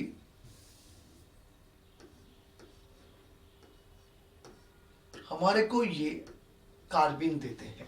फर्स्ट ऑफ ऑल हमारे को क्या मिलता है, कार्बिन। कैसे मिला अभी मैं आपको सिखाऊंगा, हालांकि मैंने आपको प्रिपरेशन ऑफ कार्बिन में बता रखा है। टॉसाइल हाइड्रोजन से पहले ये कार्बिन मिलेगा और उसके बाद में देखिएगा क्या होगा, कार्बिन जस्ट पास वाला जो कार्बन हाइड्रोजन बॉन्ड है इसके साथ एक रीअरेंजमेंट शो करेगा। देखो वो रीअरेंजमेंट कैसे शो होगा जरा हम लोग समझते हैं। देखिए ये रीअरेंजमेंट कुछ इस प्रकार से हम शो कर सकते हैं। देखिएगा आप लोग, अगर मैं ये कह दूं कि यहां कार्बन और हाइड्रोजन के बीच का बॉन्ड ये टूट रहा है और यहां कार्बन और कार्बन के बीच का बॉन्ड बन रहा है और यहां कार्बन और हाइड्रोजन के बीच का बॉन्ड बन रहा है, ये लीजिए, इस प्रकार की एक ट्रांजिशन स्टेट हमारे को देखने को मिलती है, राइट। तो फाइनली इसके बाद हमारे को ये स्पीशीज मिल जाएगी, ये H यहां चला जाएगा। इस कार्बन पर 2 H अवेलेबल थे, इनमें से एक H यहां चला गया, एक H यहां मेंटेन रह गया, राइट। ये वाला जो H है ये H यहां चला गया और ये H एक यहां मेंटेन रह गया और ये कार्बिन किस में कन्वर्ट हो गई, एल्कीन में। इसका मतलब हम सीधा सीधा सा ये कंसेप्ट ले लें कि इन बमफोर्ड स्टीवंस रिएक्शन एक्चुअली हो क्या रहा है, इन बमफोर्ड स्टीवंस रिएक्शन में हम टॉसाइल हाइड्रोजन को, ये लीजिए, हम टॉसाइल हाइड्रोजन को वीक बेस की प्रेजेंस में, टॉसाइल हाइड्रोजन को वीक बेस की प्रेजेंस में एल्कीन के अंदर कन्वर्ट करते हैं। क्या बना देते हैं, एल्कीन, यानी एल्कीन्स में कन्वर्ट कर देते हैं। इस रिएक्शन को हम बमफोर्ड स्टीवंस रिएक्शंस कहते हैं, करेक्ट। अभी जो बमफोर्ड स्टीवंस रिएक्शन जो हुई है ये कैसे हुई है जरा आप लोग देखें, ओके। या मैं इन शॉर्ट ये कह दूं, एक शॉर्ट एक चीज ये भी कह सकता हूं ना, जरा देखना कि अगर हम लोग कार्बोनाइल कंपाउंड्स लेते हैं, अगर हम कार्बोनाइल कंपाउंड्स लेते हैं, ये लीजिए, ये मैंने कोई कार्बोनाइल कंपाउंड लिया और कार्बोनाइल कंपाउंड है ना से मैंने पहले क्या बनाया, टॉसाइल हाइड्रोजन। कार्बोनाइल कंपाउंड से क्या बना लिया, टॉसाइल हाइड्रोजन, ओके। और फिर मैंने उसके अंदर बमफोर्ड स्टीवंस रिएक्शन करवा दी, तो फाइनली कार्बोनाइल को मैंने किस में कन्वर्ट कर दिया, एल्कीन में। तो कार्बोनाइल कंपाउंड को एल्कीन में कन्वर्ट किया जाता है वाया बमफोर्ड स्टीवंस रीअरेंजमेंट, वाया बमफोर्ड हम यही कह दें वाया बमफोर्ड स्टीवंस रिएक्शन। तो बमफोर्ड स्टीवंस के द्वारा हम एक कार्बोनाइल को एल्कीन के अंदर कन्वर्ट कर सकते हैं, ये हम लोगों को पता होना चाहिए, राइट। तो अब ये बमफोर्ड स्टीवंस को मैं डिटेल में आप लोगों से डिस्कस करता हूं, जरा ध्यान से समझिएगा, है ना। देखो अब मैं डिटेल में आपसे डिस्कस कर रहा हूं इस बमफोर्ड स्टीवंस को, जरा आप लोग समझिएगा। देखिए अगर मैं आपसे ये कहूं कि ये एक कार्बोनाइल कंपाउंड हमने लिया और कार्बोनाइल कंपाउंड की रिएक्शन हमने करवाई first of all tosyl hydrogen के साथ। अब याद रहे ये टॉसाइल हाइड्रोजन हो सकता है हमारे को बनाया मतलब टॉसाइल हाइड्रोजन के साथ हमारे को पहले रिएक्शन करवा के दे और टॉसाइल हाइड्रोजन बनवा ले। तो सबसे पहले टॉसाइल हाइड्रोजन रिएक्शन करेगा यहाँ कार्बोनाइल के साथ और हमारे को ये टॉसाइल हाइड्रोजन ऑब्टेन होगा। क्लियर, ये हमें टॉसाइल हाइड्रोजन ऑब्टेन हुआ।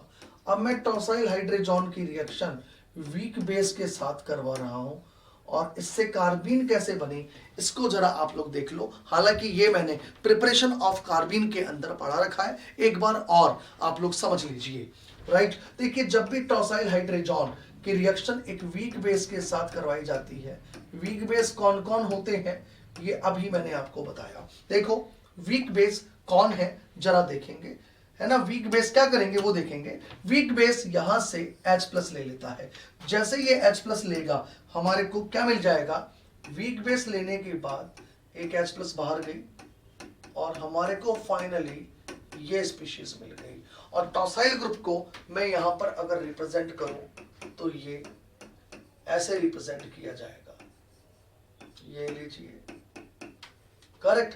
अब क्या होगा जरा आप लोग देखेंगे।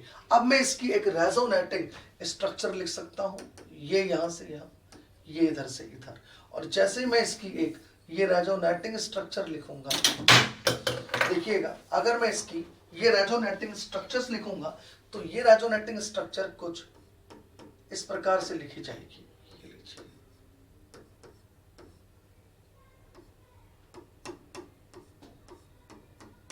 नेगेटिव चार्ज यहां आ जाएगा और यहां पर ये लीजिए,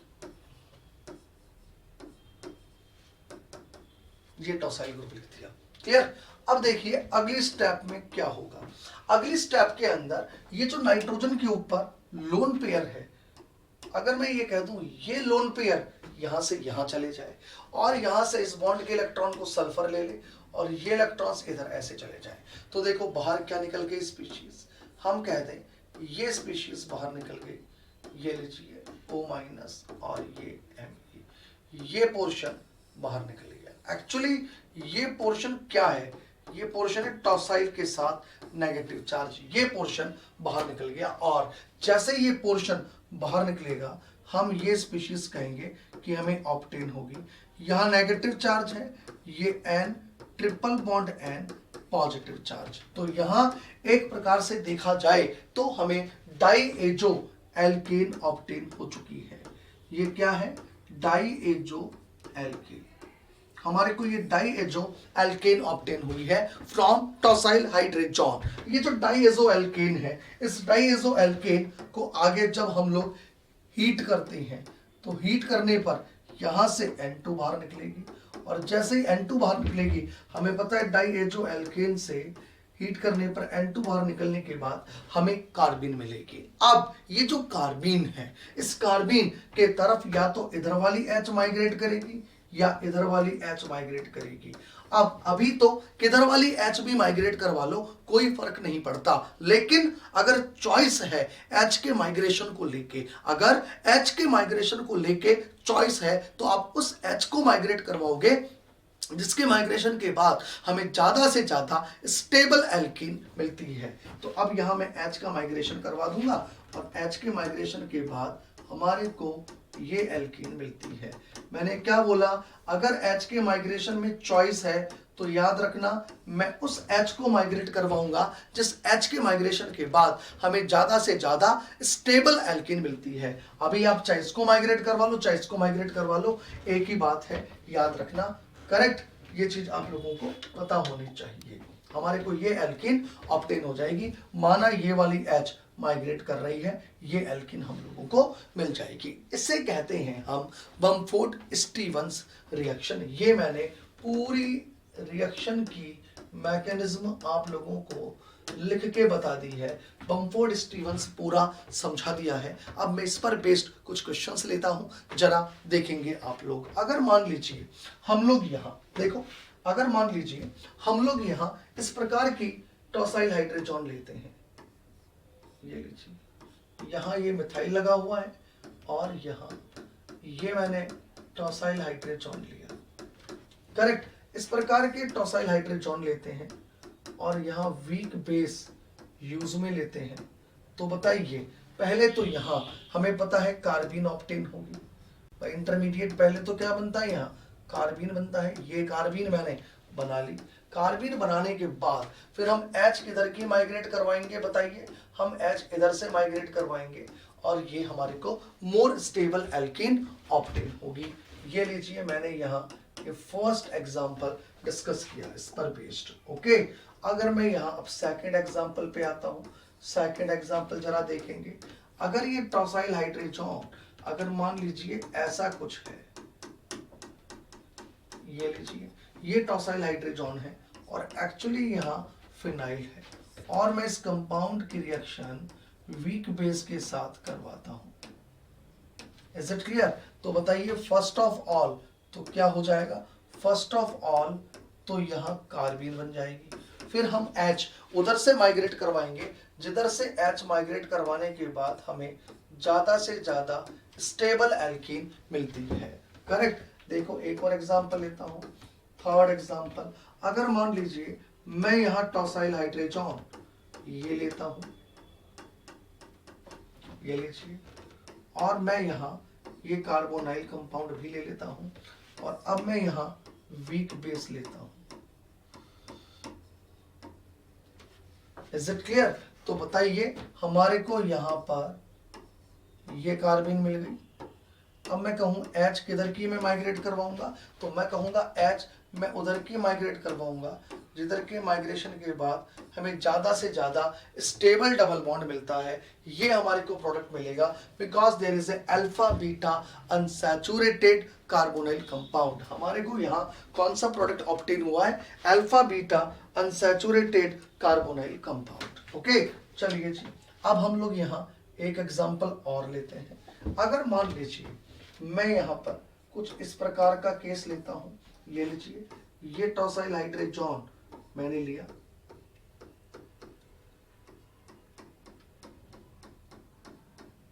और यहाँ एक तरफ मिथाइल लगा हुआ है और एक तरफ फिनाइल लगा हुआ है, और हम इसकी रिएक्शन वीक बेस के साथ करवाते हैं। ये लीजिए ये रिएक्शन हमने करवाई इसकी वीक बेस के साथ। जैसे ही रिएक्शन होती है फर्स्ट ऑफ ऑल हमारे को यहाँ ये लीजिए कार्बन मिलेगी, ये लीजिए, करेक्ट। और उसके बाद में यहाँ पर हम H किधर से माइग्रेट करवाएंगे, तो अभी सिखाया मैंने आपको, मैं H उधर से माइग्रेट करवाऊंगा जिधर से माइग्रेशन के बाद बनने वाली एल्कीन ज्यादा से ज्यादा स्टेबल होगी, और मैं यहाँ ये प्रोडक्ट लिखूंगा, ये लीजिए ये प्रोडक्ट हम लोगों को यहाँ ऑब्टेन होगा। ये मैंने कुछ एग्जांपल, बेसिक एग्जांपल आप लोगों से डिस्कस किए बमफोर्ड स्टीवंस रिएक्शंस की, ठीक है। उतारेंगे आप लोग।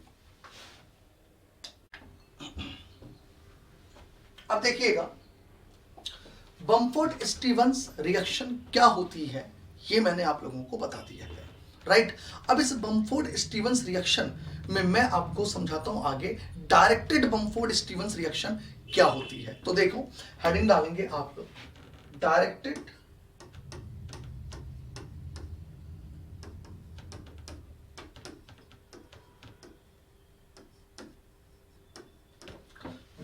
Bamford Stevens reaction.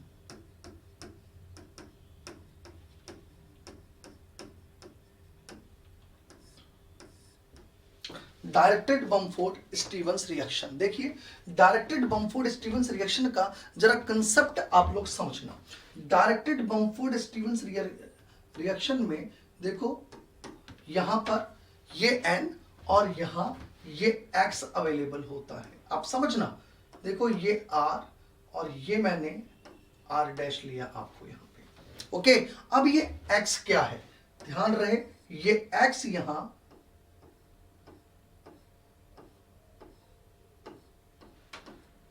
ये स्पीशीज होती है, ये लीजिए ये स्पीशीज है, करेक्ट। अब मैं इसको जरा मेंशन करता हूं, समझना, डायरेक्टेड बमफोर्ड स्टीवंस रिएक्शन की चर्चा हो रही है और यहां से सवाल बन सकता है किसी भी साल, ये ध्यान रखना।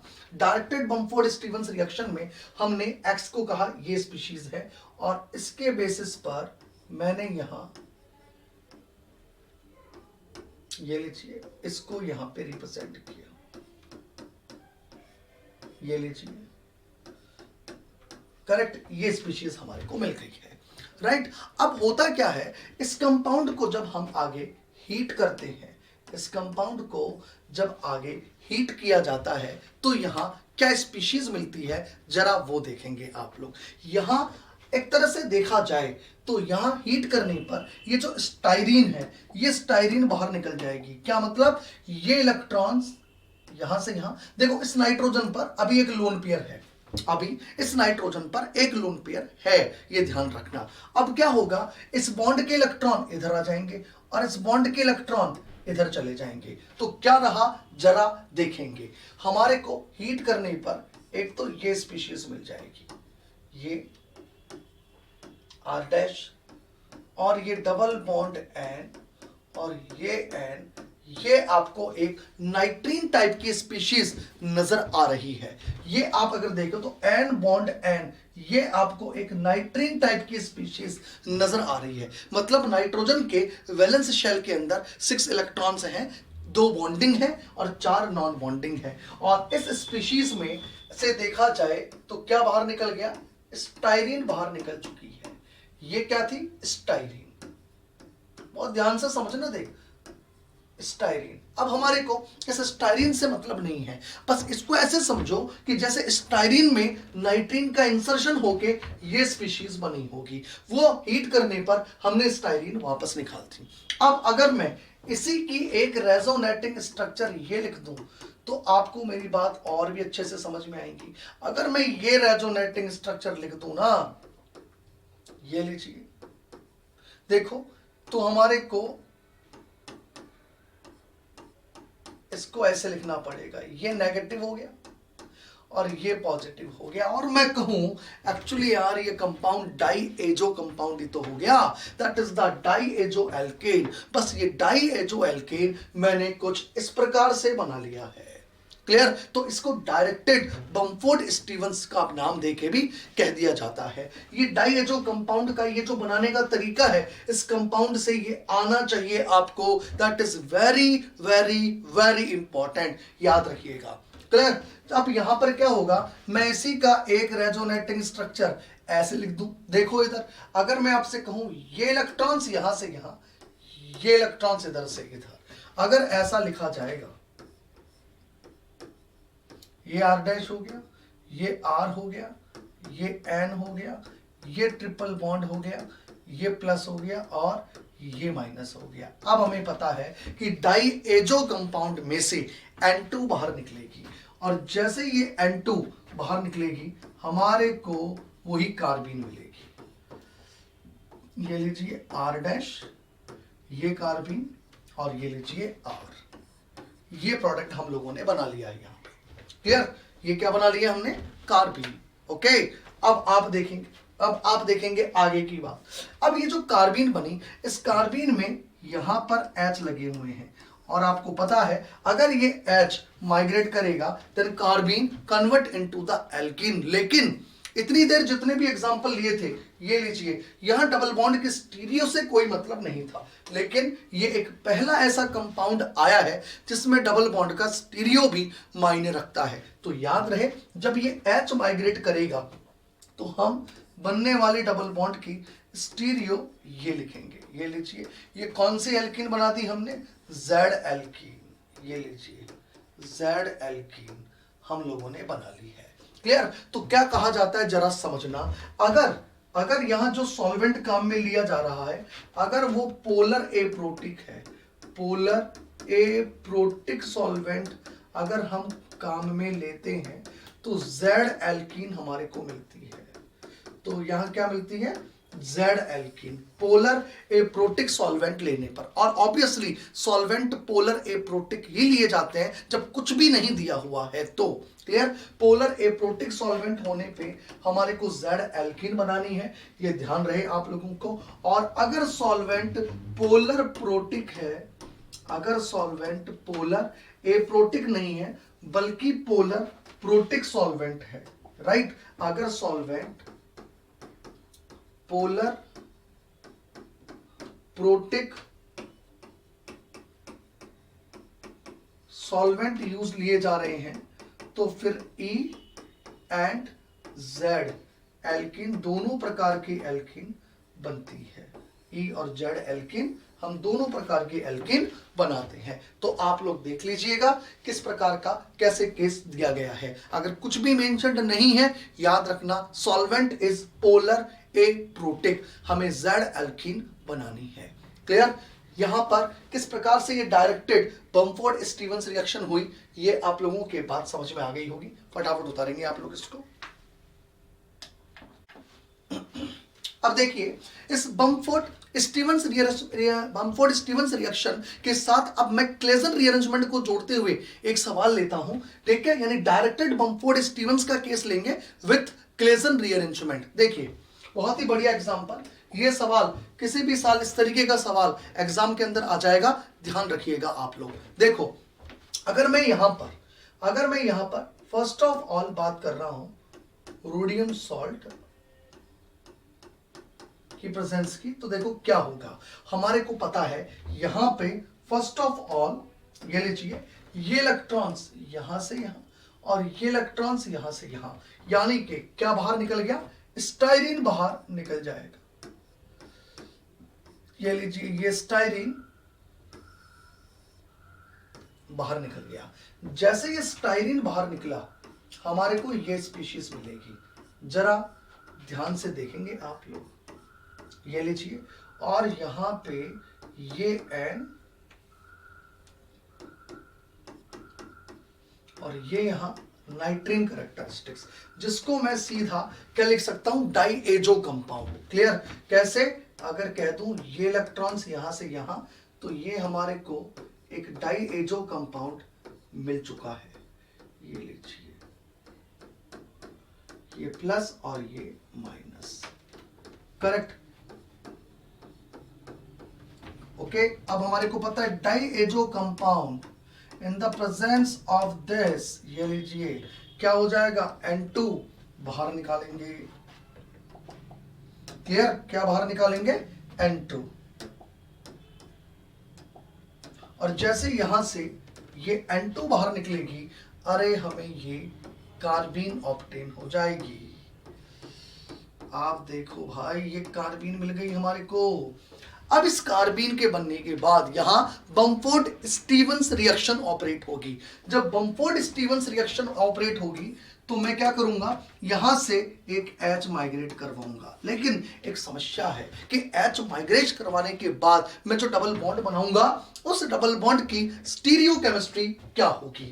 क्लियर? उस डबल बॉन्ड का स्टीरियो केमिस्ट्री क्या लिया जाएगा? तो मैंने कहा जब कुछ नहीं दिया जाता तो by default polar aprotic solvent consider करना है, और पोलर एप्रोटिक सॉल्वेंट के अंदर हम जेड एल्कीन बनाते हैं। तो अब यहां पर मैं जो डबल बॉन्ड लूंगा, याद रहे वो डबल बॉन्ड ये लूंगा, ये लीजिए, राइट? या इसको इस तरीके से मैं आपको समझा देता हूं। ये लीजिए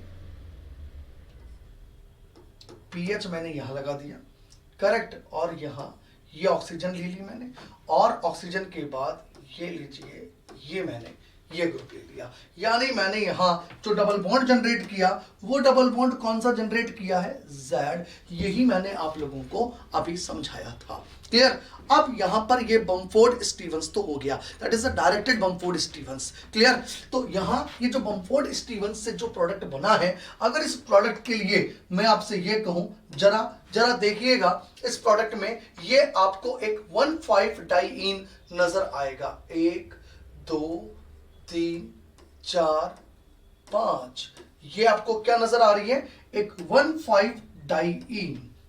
ओके, ये एक 1,5 डाइईन आप लोगों को यहां एक नजर आ रही है।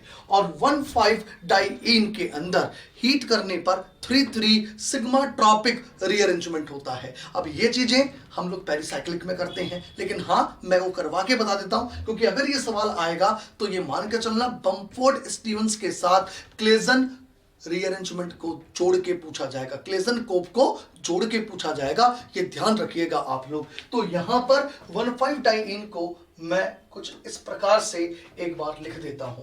देखो ये मैंने 1,5 डाइईन लिख दिया, ये लीजिए, और यहां मैंने ये ऑक्सीजन लगा दी। करेक्ट। ये ऑक्सीजन लगाने के बाद मैं ये कह रहा हूं यहां मैंने ये पीएच लगा लिया है। राइट। ये एक 1,5 डाइईन है। ये जो 1,5 डाइईन होती हैं, जब इन्हें हीट किया जाता है, याद रहे, तो 3,3 सिग्मा ट्रॉपिक रीअरेंजमेंट हमारे को मिलता है। अब मैं आपको इस 3,3 सिग्मा ट्रॉपिक का थोड़ा सा सार समझा देता हूं। वो सार क्या है जरा देखेंगे। 3,3 सिग्मा ट्रॉपिक जब यहां होगा 1,5 डाइईन में, तो 1,5 डाइईन को एक बार लिख लीजिए। 1,5 डाइईन जब मैं यहां लिखूंगा तो ये 1 number, 2 number, 3 number, 4 number, 5 number, ये एक 1,5 डाइईन है। याद रहे 1,5 डाइईन में जब भी कभी 3,3 सिग्मा ट्रॉपिक रीअरेंजमेंट होता है, then always and always 3 number और 4 नंबर एटम के बीच का बॉन्ड ब्रेक होता है। यानी हमेशा ये वाला बॉन्ड, ये 3 नंबर और 4 नंबर जो एटम्स हैं, इनके बीच का बॉन्ड ब्रेक होगा ऑलवेज रिमेंबर, हमेशा ये वाला बॉन्ड ब्रेक होता है। क्लियर।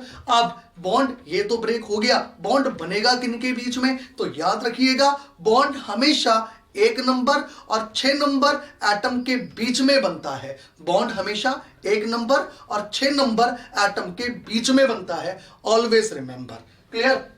तो मैंने कहा जिन दो एटम्स के बीच में बॉन्ड टूटता है उसे आप 1 और 1 दे दीजिए, ये 1 और ये 1, और जिन दो एटम्स के बीच में बॉन्ड बनता है वहां तक नंबरिंग को कंटिन्यू कीजिए, ये लीजिए। तो आपको जिन दो एटम्स के बीच में बॉन्ड बन रहा है वो 1 नंबर और 6 नंबर एटम है, उनको क्या क्या नंबरिंग मिल रही है, 3 और 3। इसलिए मैं इसको कौन सा रीअरेंजमेंट कहूंगा, that is 3,3 sigma tropic rearrangement. और इस 3,3 सिग्मा ट्रॉपिक रीअरेंजमेंट के लिए अगर मैं एरो रिप्रेजेंटेशन की बात करूं तो वो एरो रिप्रेजेंटेशन कुछ ऐसे बनाया जाता है। ये इलेक्ट्रॉन्स यहां से यहां, ये इलेक्ट्रॉन्स यहां से यहां, और ये इलेक्ट्रॉन्स यहां से यहां। और जैसे ही ये 3,3 सिग्मा ट्रॉपिक रीअरेंजमेंट होगा, then after the 3,3 sigma tropic rearrangement हमें ये प्रोडक्ट ऑब्टेन होगा, ये प्रोडक्ट हमें ऑब्टेन होगा, that is the carbonyl product. Okay, तो ये प्रोडक्ट हम लोगों को बनाना है after the 3,3 sigma tropic rearrangement. तो इस सवाल के अंदर मैंने क्या पूछा आपसे, पहले Bamford Stevens followed by Claisen Cope rearrangement, यानी 3,3 sigma tropic rearrangement. Very important, ध्यान रखना, आ जाएगा किसी भी साल ये एग्जाम के अंदर। अभी मैंने ज्यादा स्टीरियो नहीं लगाई इसके अंदर, मैंने अभी स्ट्रक्चरली आपको बात समझाई है, ये ध्यान रखना। उतारो फटाफट। अब देखिएगा हमने कार्बिन से एल्कीन कैसे बनाई बमफोर्ड स्टीवंस रिएक्शन में, ये हम लोग समझ चुके हैं। अब मैं इसमें एप्लीकेशन की बात करता हूं। देखो अब तक मैंने आप लोगों से क्या डिस्कस किया है, समझना। मैंने आप लोगों से बात करी सबसे पहले व्हाट इज बमफोर्ड स्टीवंस रिएक्शन, ठीक है। बमफोर्ड स्टीवंस रिएक्शन क्या होती है? बमफोर्ड स्टीवंस रिएक्शन में हमने टॉसाइल हाइड्रोजन से क्या बनाई, कार्बिन बनाई और कार्बिन को एल्कीन के अंदर कन्वर्ट कर दिया। फिर मैंने बमफोर्ड स्टीवंस रिएक्शन में अलग अलग प्रकार के अगर इस तरह से कंपाउंड लिए गए तो डबल बॉन्ड किधर जनरेट करना है, जिधर मोर स्टेबल हमारे को बनता हुआ दिखाई दे। फिर मैंने इसके बाद चर्चा किसकी की, that is the directed Bamford Stevens reaction. Directed Bamford Stevens में हमें टॉसाइल हाइड्रोजन की जगह कुछ इस प्रकार का कंपाउंड मिलेगा। लेकिन साथ में एक और चीज बताई कि यहां अगर डबल बॉन्ड हमें जनरेट करना हो तो Z और E में से हमें Z डबल बॉन्ड जनरेट करना है, बिकॉज यहां पोलर एप्रोटिक सॉल्वेंट काम में लिया जाता है। अगर पोलर प्रोटिक लेते हैं तो दोनों प्रकार की एल्कीन हमारे को मिलती है। फिर मैंने डायरेक्टेड बमफोर्ड स्टीवंस को साथ में किससे जोड़ा, मैंने क्लेजन रीअरेंजमेंट से जोड़ा, यानी कि यहां क्लेजन कोप रीअरेंजमेंट के साथ इसको जोड़ा गया, यानी 3,3 सिग्मा ट्रॉपिक के साथ जोड़ा गया। ये बहुत ही इंपॉर्टेंट कंसेप्ट है, ध्यान रखना, कभी भी किसी भी साल या एग्जाम के अंदर पूछ लिया जाएगा। ओके, अब मैं बात करता हूं यहां एप्लीकेशन ऑफ बमफोर्ड स्टीवंस। मतलब अभी तक हमने कार्बोनाइल से एल्कीन बनाया, मतलब टॉसाइल हाइड्रोजन से एल्कीन बनाया। ऐसे भी तो हो सकता है बनने वाली कार्बिन नॉर्मल कार्बिन नहीं हो बल्कि एल्काइलिडीन कार्बिन हो, और अगर बनने वाली कार्बिन एल्काइलिडीन कार्बिन है तो ध्यान रखिएगा ऐसी स्थिति में हमारे को एल्काइन ऑब्टेन होती है। That is the application of Bamford Stevens reaction. तो देखिए एप्लीकेशन, हेडिंग डालेंगे आप लोग, application application of Bumford Stevens।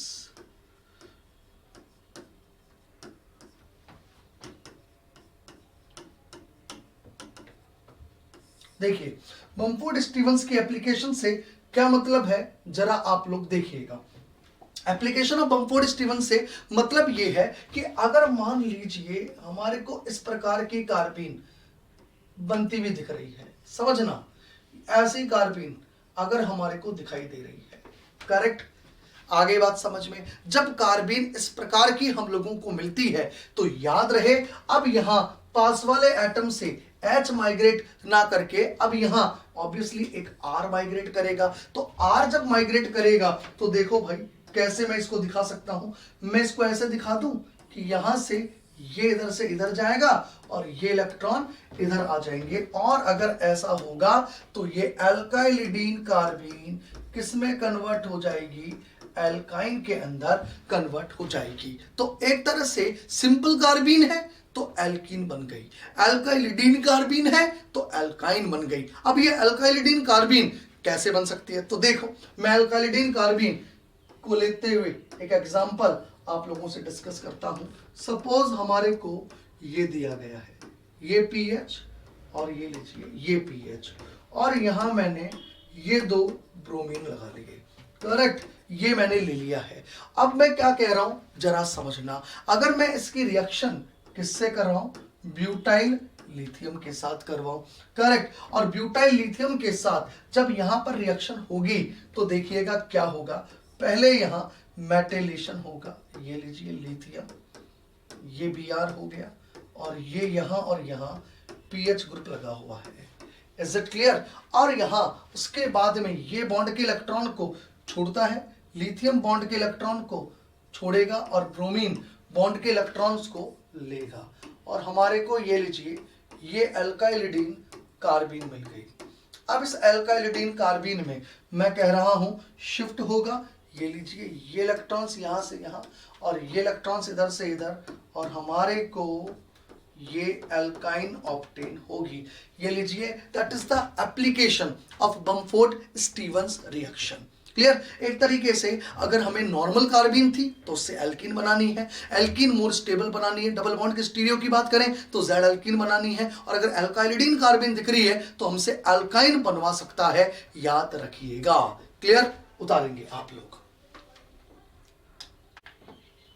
देखिए एल्काइलिडीन कार्बिन से एल्काइन बनाने का एक एग्जांपल और लेते हैं, बहुत ही अच्छा सवाल है। देखो यहां पर हमने एक कार्बोनाइल कंपाउंड लिया और इसकी रिएक्शन एक डाइएचो कंपाउंड से करवाई इन the presence of the alkali K2CO3 and alcohol. देखिए इस सवाल को आप समझना, क्योंकि यहां पहले हमारे को एक एल्काइलिडीन कार्बिन बनानी है, बनेगी पहले एक एल्काइलिडीन कार्बिन, कैसे बनेगी जरा देखना, बहुत अच्छा सवाल है। और इसमें काफी स्टेप्स आप लोगों को नए मिलेंगे जो अभी तक हमने हमारे कार्बीन के लेक्चर के अंदर नहीं लिए हैं। देखो होता क्या है, सबसे पहले यहां पर ये जो अल्कोहल है जो लिया गया है, ये बेसिक मीडियम के अंदर अल्कोक्साइड के अंदर कन्वर्ट हो जाएगा।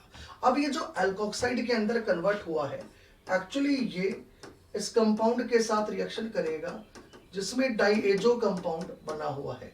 आप समझिएगा, राइट। पहले हम कार्बोनाइल कंपाउंड के साथ रिएक्शन करवाने के लिए एक न्यूक्लियोफाइल जनरेट कर रहे हैं, राइट। अब यहां पर ये जो अल्कोक्साइड है इसका इस पर अटैक होगा, क्लियर। और यहां पर ये पोर्शन बाहर निकलेगा।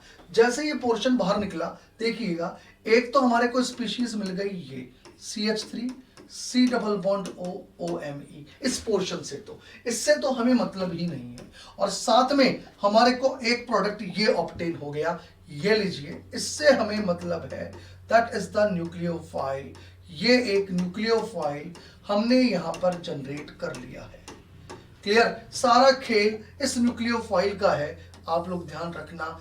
ये न्यूक्लियोफाइल का सारा खेल है आगे का। ये न्यूक्लियोफाइल हमने यहां जनरेट किया है। अब ये न्यूक्लियोफाइल इस कार्बोनाइल के साथ रिएक्शन करेगा। देखो आप याद करो, मैंने एक बात सिखाई थी आप लोगों को। मैंने आप लोगों को याद हो तो एक मेथड ऑफ प्रिपरेशन सिखाई थी, 13th number method of preparation. याद करो, ये मेथड ऑफ प्रिपरेशन था। अरे देखो भाई देखो, लिंक करो चीज को, लिंक करो। अब आपको मैं लिंक करके बताता हूं। आपको मैंने 13th number method of preparation of carbon के अंदर क्या बताया था, ये N2 लिया था, ये CH लिया था और ये SiMe3 लिया था। और याद करो, इसके साथ मैंने एक बेस लिया था ब्यूटाइल लिथियम, और ब्यूटाइल लिथियम से यहां से मैंने ये H बाहर निकाल के ये C-N2SiMe3 ये लिया था। और इसकी रिएक्शन फिर मैंने कार्बोनाइल के साथ करवाई थी, और कार्बोनाइल के साथ रिएक्शन करवा के आप याद करो ये अल्काइलिडीन कार्बीन बनाई थी। ये याद सभी को आया होगा। That is the 13th number of method of preparation, जिसमें कार्बन पर नेगेटिव चार्ज N2 ग्रुप लगा हुआ है और साथ में सिलिकॉन लगा है। याद करो, ऑक्सीजन और सिलिकॉन के बीच में बॉन्ड बनता था, 4 मेंबर रिंग बनती थी, ऑक्सीजन सिलिकॉन बाहर निकल जाती थी और अल्काइलिडीन कार्बीन बनती थी, क्लियर। ये चीज मैंने आपको सिखाई थी। बस ये स्टेप कुछ वैसा ही है। मैंने बस यहां पर याद रखो, ये negative charge H it is है, N2 एच इट इज है, और सिलिकॉन की जगह यह फास्फोरस है। तो क्या फर्क पड़ गया, ऑक्सीजन और सिलिकॉन के बीच में भी अफिनिटी होती है और ऑक्सीजन और फास्फोरस के भी बीच में अफिनिटी होती है। ये चीज को ही मैंने ऐसे बना के दे दिया, बस मैंने इसको जनरेट कर लिया ड्यूरिंग द रिएक्शन, क्लियर। ये ध्यान रखना। अब ये जो न्यूक्लियोफाइल है ये इस कार्बोनाइल के साथ रिएक्शन करेगा। ये लीजिए, ये इस कार्बोनाइल के साथ रिएक्शन करेगा। जैसे ही इस कार्बोनाइल के साथ रिएक्शन होगी, जरा देखिएगा, जैसे ही इस कार्बोनाइल के साथ रिएक्शन होगी इस कंपाउंड की, तो क्या होगा जरा आप समझेंगे। ये लीजिए, ये double bond OMe whole twice और ये negative charge. Is it clear. अब यहां से इस न्यूक्लियोफाइल का यहां अटैक होगा और ये इलेक्ट्रॉन्स इधर से इधर जाएंगे। जैसे ये न्यूक्लियोफिलिक अटैक हुआ, हमारे को ये स्पीशीज मिल जाएगी। ये लीजिए, दैट इज द CH और ये O-, क्लियर। और यहां से ये लीजिए, ये डबल बॉन्ड N2 ऐसे की ऐसे लगाया मैंने, और ये phosphorus double bond OMe whole twice. ये स्पीशीज हम लोगों को मिले। अब क्या होता था, आप याद करो, जब हम ये स्पीशीज लेते थे ये, तो आप याद करो, इसका न्यूक्लियोफिलिक अटैक होने के बाद, इसके ऊपर न्यूक्लियोफिलिक अटैक होने के बाद ये इलेक्ट्रॉन इधर जाते थे, ऑक्सीजन पर माइनस होता था, उधर सिलिकॉन होता था, ऑक्सीजन और सिलिकॉन के बीच में बॉन्ड बनके 4 मेंबर रिंग बन जाती थी। यहां पर एक्चुअली सिलिकॉन नहीं है बल्कि फास्फोरस है। तो क्या हो गया, हमें पता है ऑक्सीजन और फास्फोरस के बीच में भी अफिनिटी होती है, और यहां से ये इलेक्ट्रॉन इधर से इधर जाएंगे और ये इलेक्ट्रॉन्स यहां जाएंगे और हमें एक 4 मेंबर रिंग मिलेगी। ऑक्साफॉस्फेटेन टाइप की रिंग मिलेगी। ये एक तरह से विटिक रिएक्शन जैसा स्टेप हमारे को दिखाई दे रहा है। क्लियर? जब सिलिकॉन लेते थे तो पीटरसन जैसा स्टेप दिखता था, ये लेते हैं तो विटिक जैसा स्टेप दिखाई देता है। क्लियर? ये पीटरसन रिएक्शन, विटिक रिएक्शन, ये आने वाले टाइम के अंदर हम लोग पढ़ने वाले हैं। राइट? जैसे यहां पर ये 4 मेंबर रिंग बनेगी, देखिएगा क्या होगा, जरा आप लोग समझेंगे। देखो मैं आगे की बात करता हूं। यहां जैसे ही इनके बीच में बॉन्ड फॉर्मेशन होगी, मैं इसको ऐसे दिखाऊंगा। ये लीजिए, ये क्लोरीन हो गया, ये CH हो गया, ये ऑक्सीजन हो गया, ये फास्फोरस पे O- हो गया, ये OMe होल ट्वाइस हो गया, ये ब्रिंग हो गई, और ये डबल बॉन्ड N2 हो गया। Is it clear? अब आप इसमें आगे के स्टेप देखो। चूंकि फास्फोरस और ऑक्सीजन के बीच में बॉन्ड फॉर्मेशन होगी, और बॉन्ड फॉर्मेशन होने के कारण ये इलेक्ट्रॉन यहां से यहां जाएंगे। ये लीजिए भाई, राइट, ये लीजिए, यहां पर क्या रहा देखना। अब यहां मैं जो कह रहा हूं, ये इलेक्ट्रॉन्स इधर से इधर चले गए, और ये इलेक्ट्रॉन्स यहां से यहां आ गए। और हमारे को याद करो, जैसे यहां एक डाई एजो कंपाउंड मिलता था, अरे वैसा का वैसा डाई एजो कंपाउंड हमने यहां पर बना लिया। ये CH, ये डबल बॉन्ड C, और ये लीजिए N2, ये स्पीशीज हमारे को मिल चुकी है। क्लियर? अब यहां पर इसको मैं ऐसे लिख देता हूं, ये डबल बॉन्ड, ये N2, that is the diazo compound. अब इस डाईएजो कंपाउंड को आगे हीट करने से यहां से ये N2 बाहर निकल जाएगी। करेक्ट? जैसे ये N2 बाहर निकल गई, C डबल बॉन्ड C, ये लीजिए, ये और ये लीजिए, ये हमें एल्काइलिडीन कार्बीन मिल गई। ये लीजिए, हमारे को क्या मिल चुकी है? एल्काइलिडीन कार्बीन। देखो ये कोई नई चीज नहीं है। हमने क्या बोला? नया केवल ये फास्फोरस का लगना है, कंसेप्ट नया नहीं है। कंसेप्ट वही सिलिकॉन वाला कंसेप्ट है, यानी कार्बीन की 13th number method of preparation, ये याद रखिएगा। क्लियर? तो यहां पर ये जो अल्काइलिडीन कार्बीन हमारे को मिली, अब इसके अंदर एक रीअरेंजमेंट होगा। मैं कह दूं इधर से ये ग्रुप अगर माइग्रेट कर जाए, ये लीजिए, अगर ये ग्रुप माइग्रेट कर जाए, ये इलेक्ट्रॉन्स यहां से यहां आ जाए, तो हमें ये एक टर्मिनल एल्काइन ऑप्टेन हो जाएगी। ये लीजिए, this one is the answer, ये हमें प्रोडक्ट ऑप्टेन हो जाएगा। क्लियर? तो आपने एक चीज देखी, एल्काइलिडीन कार्बीन बनने के बाद एल्काइन ही बने ऐसा जरूरी नहीं है। फिर मैं कह रहा हूं, ये मैं आपको बता रहा हूं, एल्काइलिडीन कार्बीन से एल्काइन भी बनती है। ये भी हो सकता था कि एल्काइलिडीन कार्बीन को किसी पाई बॉन्ड में इंसर्ट करवा देते, किसी सिग्मा बॉन्ड में इंसर्ट करवा देते, अभी हम करवा ही रहे थे। ये मैंने आपको एक एडिशनल पॉइंट और बताया कि एल्काइलिडीन कार्बीन को एल्काइन में भी कन्वर्ट किया जा सकता है। हमें क्या करवाना है, फिर मैं कहूंगा आपको क्वेश्चन में ऑप्शंस पर देखना पड़ेगा, नजर रखनी पड़ेगी ऑप्शंस पर कि वो हमसे क्या चाह रहा है। क्लियर? ये बात मैंने आप लोगों से करी अभी बमफोर्ड स्टीवंस रिएक्शन, फिर डायरेक्टेड बमफोर्ड स्टीवंस, कार्बीन से एल्केन का प्रिपरेशन, यानी, और अगर ये कार्बीन एल्काइलिडीन कार्बीन है तो मैंने कहा एप्लीकेशन हो गया एक तरह से उस तरीके का, और उससे हमने अल्काइन का प्रिपरेशन कर लिया है। क्लियर? चलिए उतारेंगे आप।